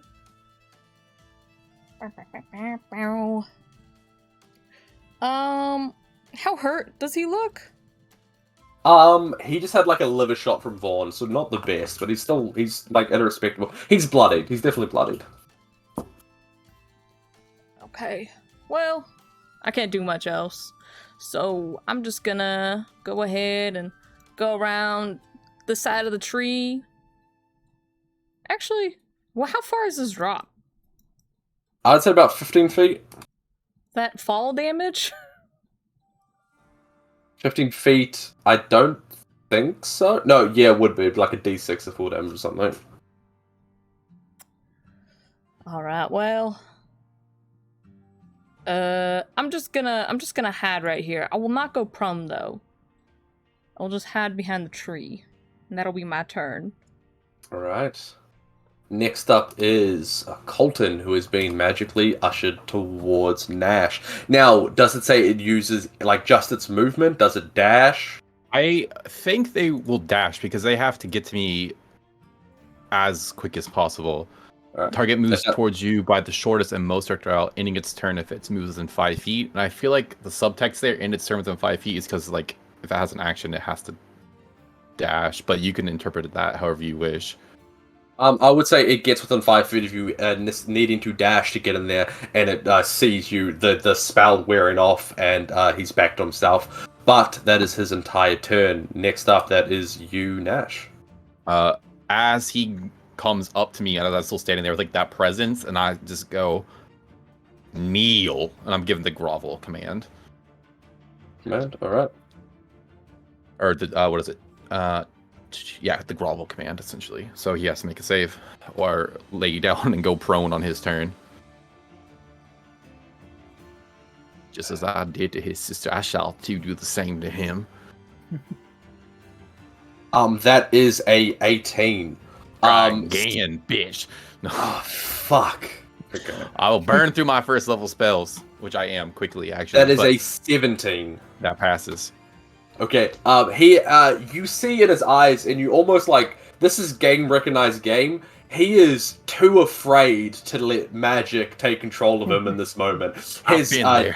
His dead sister has reincarnated as a flaming monstrosity. A man he thought was dead at his own family's hands has come back from the dead to kill him. You tell him to grovel, and every fiber of his being is like, no, you need to run, and he listens to that instinct instead. Is that your turn, Ash? That's my bonus action only so far. Mm-hmm. Action, if that's the case, then I will simply attempt to grapple his ass the old-fashioned way. Old-fashioned Nash. I like the idea of like this ethereal, long-flowing hair aurora kind of magical being like, grovel, and this guy's like, no, and you're like, fuck it, we're doing this the old-fashioned way. Yes. So this is a contested strength versus acrobatics. He's choosing acrobatics. Yep. Okay. All right. Silvery barbs that I used make him reroll advantage to myself on this roll. Interesting. Okay. I'm going to make this a public roll just for a little bit of fun. I'll wait to see what I got to beat then. What you got to beat? A 21. Ooh, fuck. Okay, I'll have the advantage, but that's tough. 22. Oh, nice. He begins to just haul ass in this ethereal, like, angel-like Nash. He's like, not on my watch, bitch! And you just grab him as he begins to run away. Steven, hurry up! I got him! Is that your turn, Nash? That's my turn. That's my reaction, bonus action, and action. All right. Next up is Steven. I mean, I could get there, but there's all of these guys would then be free to attack Jerry. So here's what I'm gonna do. I'm gonna move to right here. I can still see Blackburn. I will make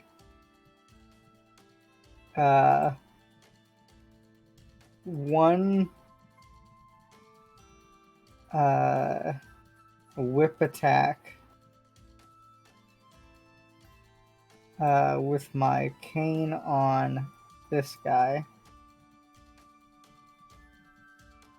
All right, roll to hit. That's a 18 to hit. 18 hits. That is 19 points of damage. All right. He is looking. He's definitely bloodied, but he's still holding it together for now. My second attack, I'm going to use my machine pistol against Mr. Blackburn here. All right, roll to hit. And is that at advantage or no? No, he's just grappled. He's not He's restrained. just grappled. Okay. It just means he can't move. All right. Oh, So it's like Dragon Ball Z. Well, I doubt it hits. It's a 12. No, he manages to, as he sees the bullets coming in, he kind of, Nash, you're holding on to him, stopping him from going forward, but when he sees the bullet, he jumps back, catches you off guard, you guys both stumble a bit, but he manages to dodge the bullet.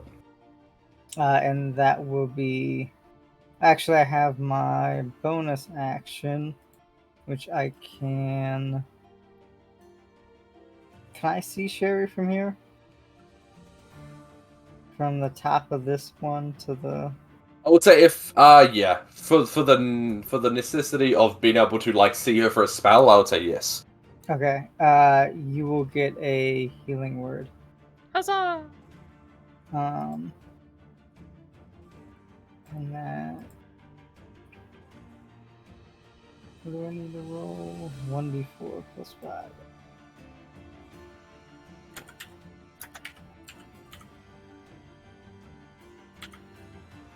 Nine points of health. You get back. Yippee! Max Beautiful. roll. And that will end Steven's turn. Alright, next up we have these regular bandits who have not been doing well, but this guy's going to move here. We're going to need to do some measuring for these boys. This guy's going to make it just on the cusp of here, and this guy's going to move down here, and all of them are once again going to take some shots at you, Steven! Mm-hmm. Rapid fire. Does a 14 hit? Nope. Does a 9 hit? Nope. Does a 19 hit? Shield. Nope. Alright. Yeah, once again, this, one of these, soldiers who seem to have their wits about them seems to steer and aim and actually fire true, but once again, that, translucent shield pops up and the bullet goes, nowhere. That is their turn. Next up is Vaughn. Gonna shoot at the beefy looking dude. Alright, let's see what you can do. All this Bam, while bam. Steven's in a wife beater as well, just so you know. Oh yeah, it's very wearing wife beater Steven season. He does have his under armor on, but it is wife beater Steven season. 17 points of damage. He is looking rough, but he is still up. He's still up, damn it! This dude is hard.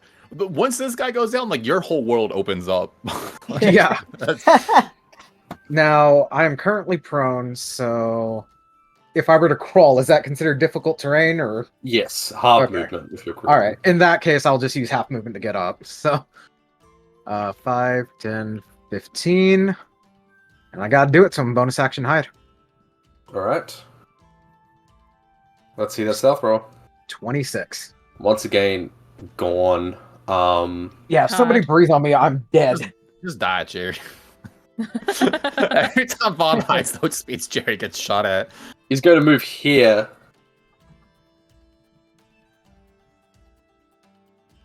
Stealth doesn't make you invisible in D&D. With Cloak of Elvenkind, it does.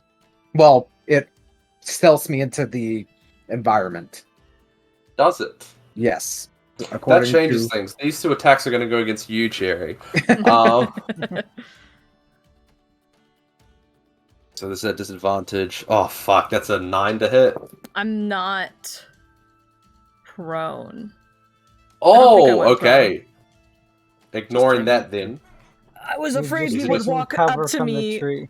while I was prone and just stab me in the ass, so I did not go prone. I just tried to hide behind the tree. Alright. These will just be straight rolls then. That's a natural 1 on the first attack. Mm-hmm. Second attack. Does a 21 hit. What does a 21 hit? Yeah, 21 hits. That is not the best.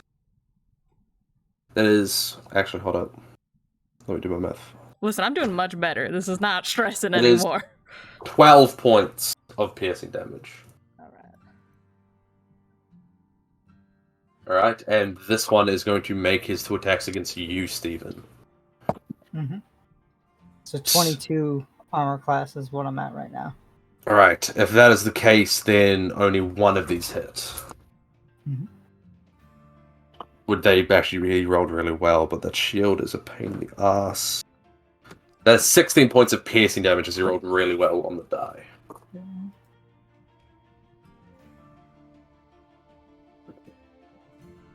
Alright.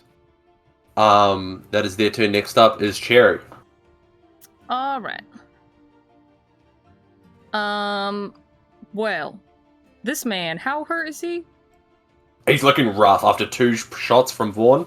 It's a miracle any man can tank 2 shots from Vaughn, so Listen. he's looking rough. Cherry's seen this guy moving around in the grass and trying to like shoot around her while she's laying out. She'd be like, she's like kind of like, you know, she's mostly been focusing the guys down over here and dealing with business. She's just gonna like slowly turn around and be like, now listen here, you goddamn son of a bitch.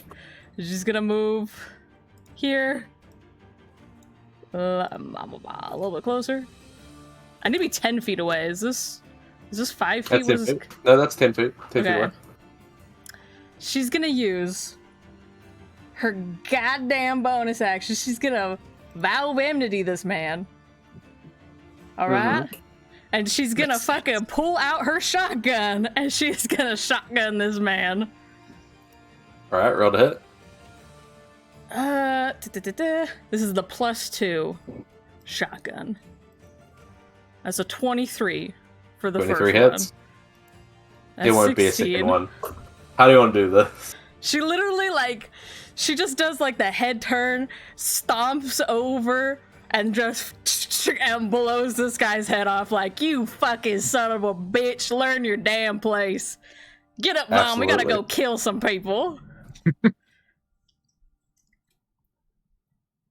Alright. Weird place for the music to stop.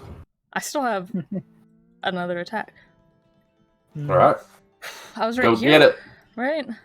Yeah. Yes. So 5, 10, 15, 20, 25, 30, 35. Can I stand right here? I would say yes.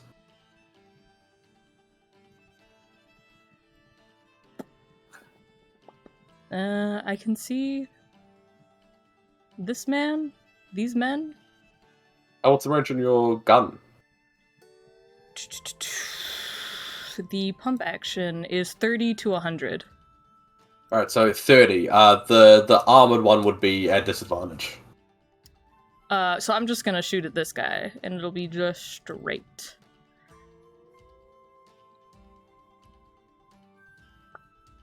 Yep. That's a 22.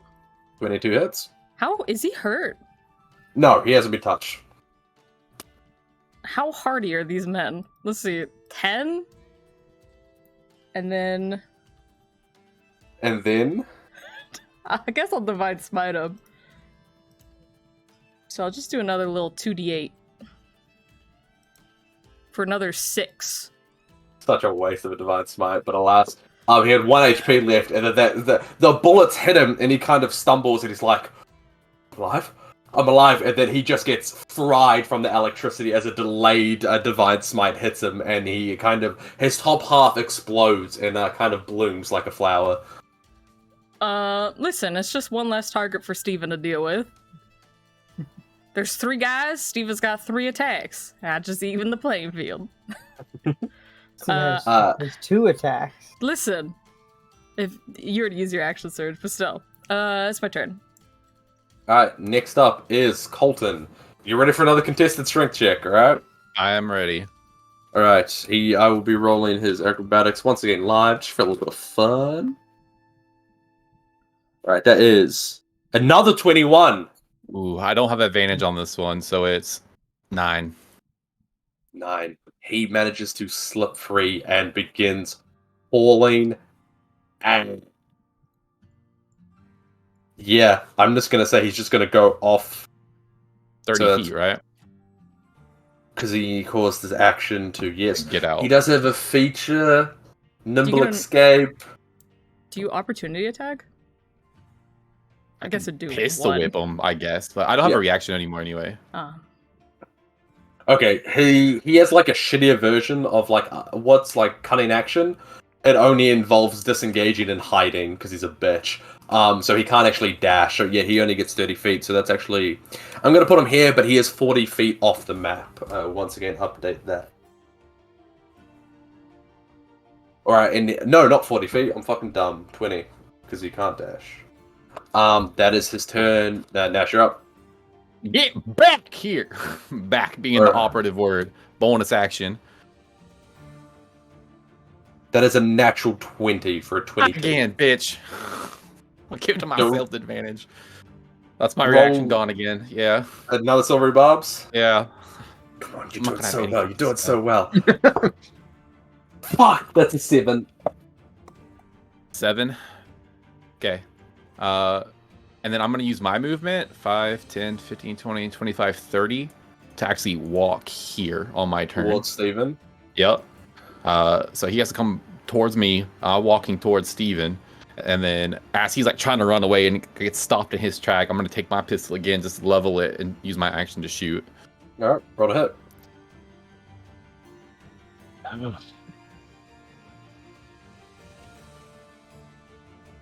14. 14 misses, so once again it hits. He kind of has not as heavily armored as the others, but like decent armor built into his clothes and manages to ricochet, but that seems to not deter him from making his way over to you. Yep. And it's my silvery barbs used, technically, so I no longer have the advantage from it. That's me.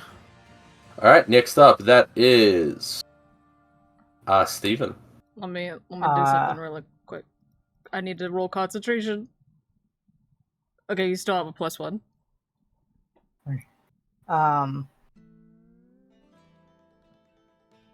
Steven's like, Blackburn, you are not getting away.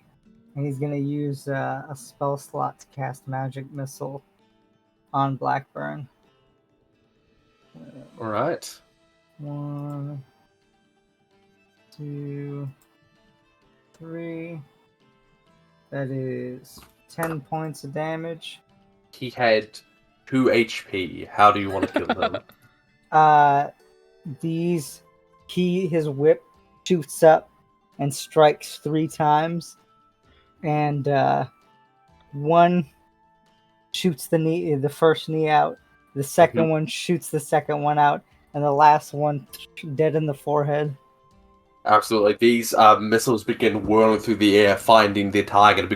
As he begins running his way, he's in full sprint towards Nash. One strikes out his right knee. He stumbles. The second goes for the left, and he goes arse over tea kettle as he's flying forward. The final one, the mixture of the velocity of this magic missile and the velocity of him coming head first into the ground just hits center mass and just blows out the back of his head as he rolls a couple feet.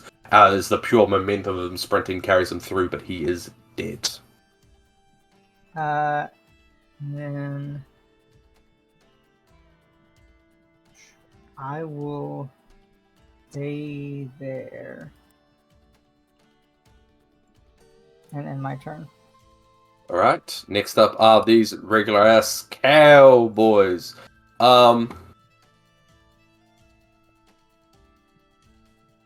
This one's gonna run away. The guy paying him's dead. He makes it like 30 feet off the map.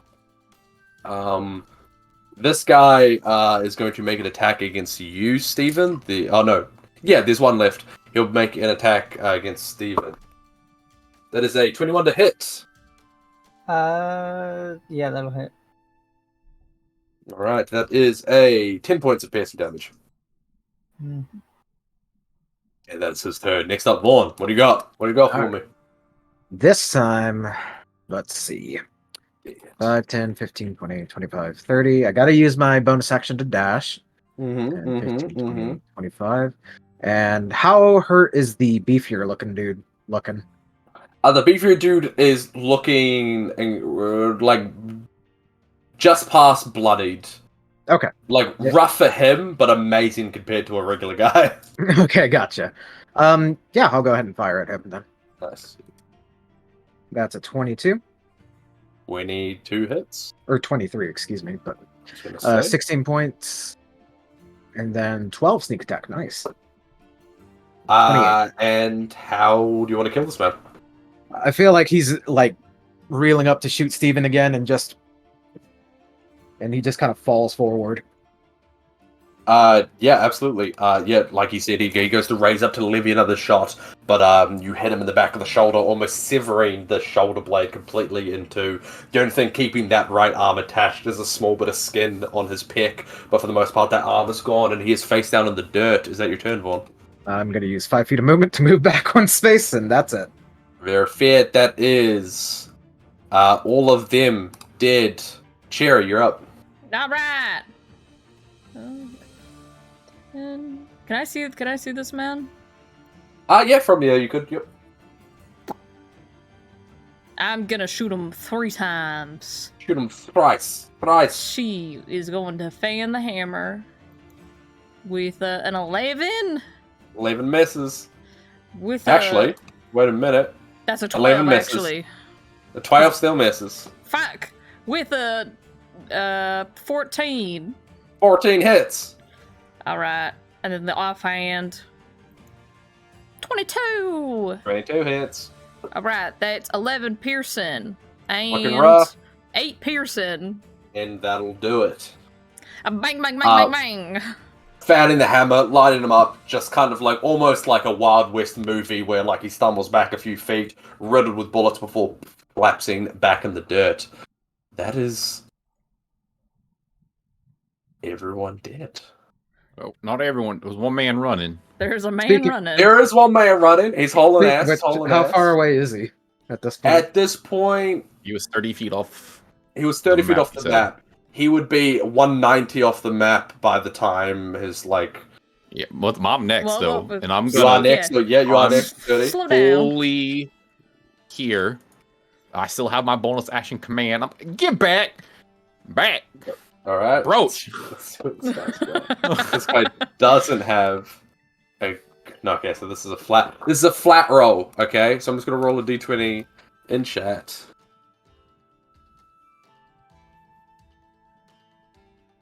It's a 7. He stops and begins making his way towards you. I'm sorry, I'm fella, but that's all she wrote. Steven, what are you doing on your turn? He rolled a 14 on initiative, so that's when he's going to start to approach. Steven will move up here, and he's gonna go ahead and attempt. He's gonna hold his action to use this submachine gun and fire at the last one. Alright, holding that action. On that 14, he approaches you. That's the end of his turn. Vaughn, what are you doing? Bonus action reload, and he's gonna fire at the guy coming back. Yeah, roll a hit. 27 27 hits. for a total of 20 damage. And Steven, you go to levy up a submachine gun to cut as he's running back, but a bullet from far behind you kind of ricochets through and pops this guy's head like a balloon. He too is dead.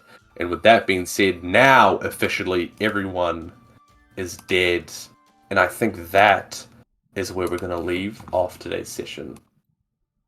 With no survivors. A massacre of a stagecoach robbery.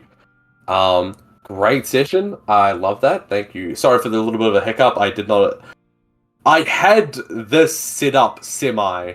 I forgot that you intended to go further, so the map needed to be changed. There's a few things needed to be changed. But thank you all for staying with me. Appreciate that. I thought that was lots of fun. Love yourself, love each other, love animals. Thank you everyone who's watching. And we'll catch you guys later. Bye. Bye. Yeah.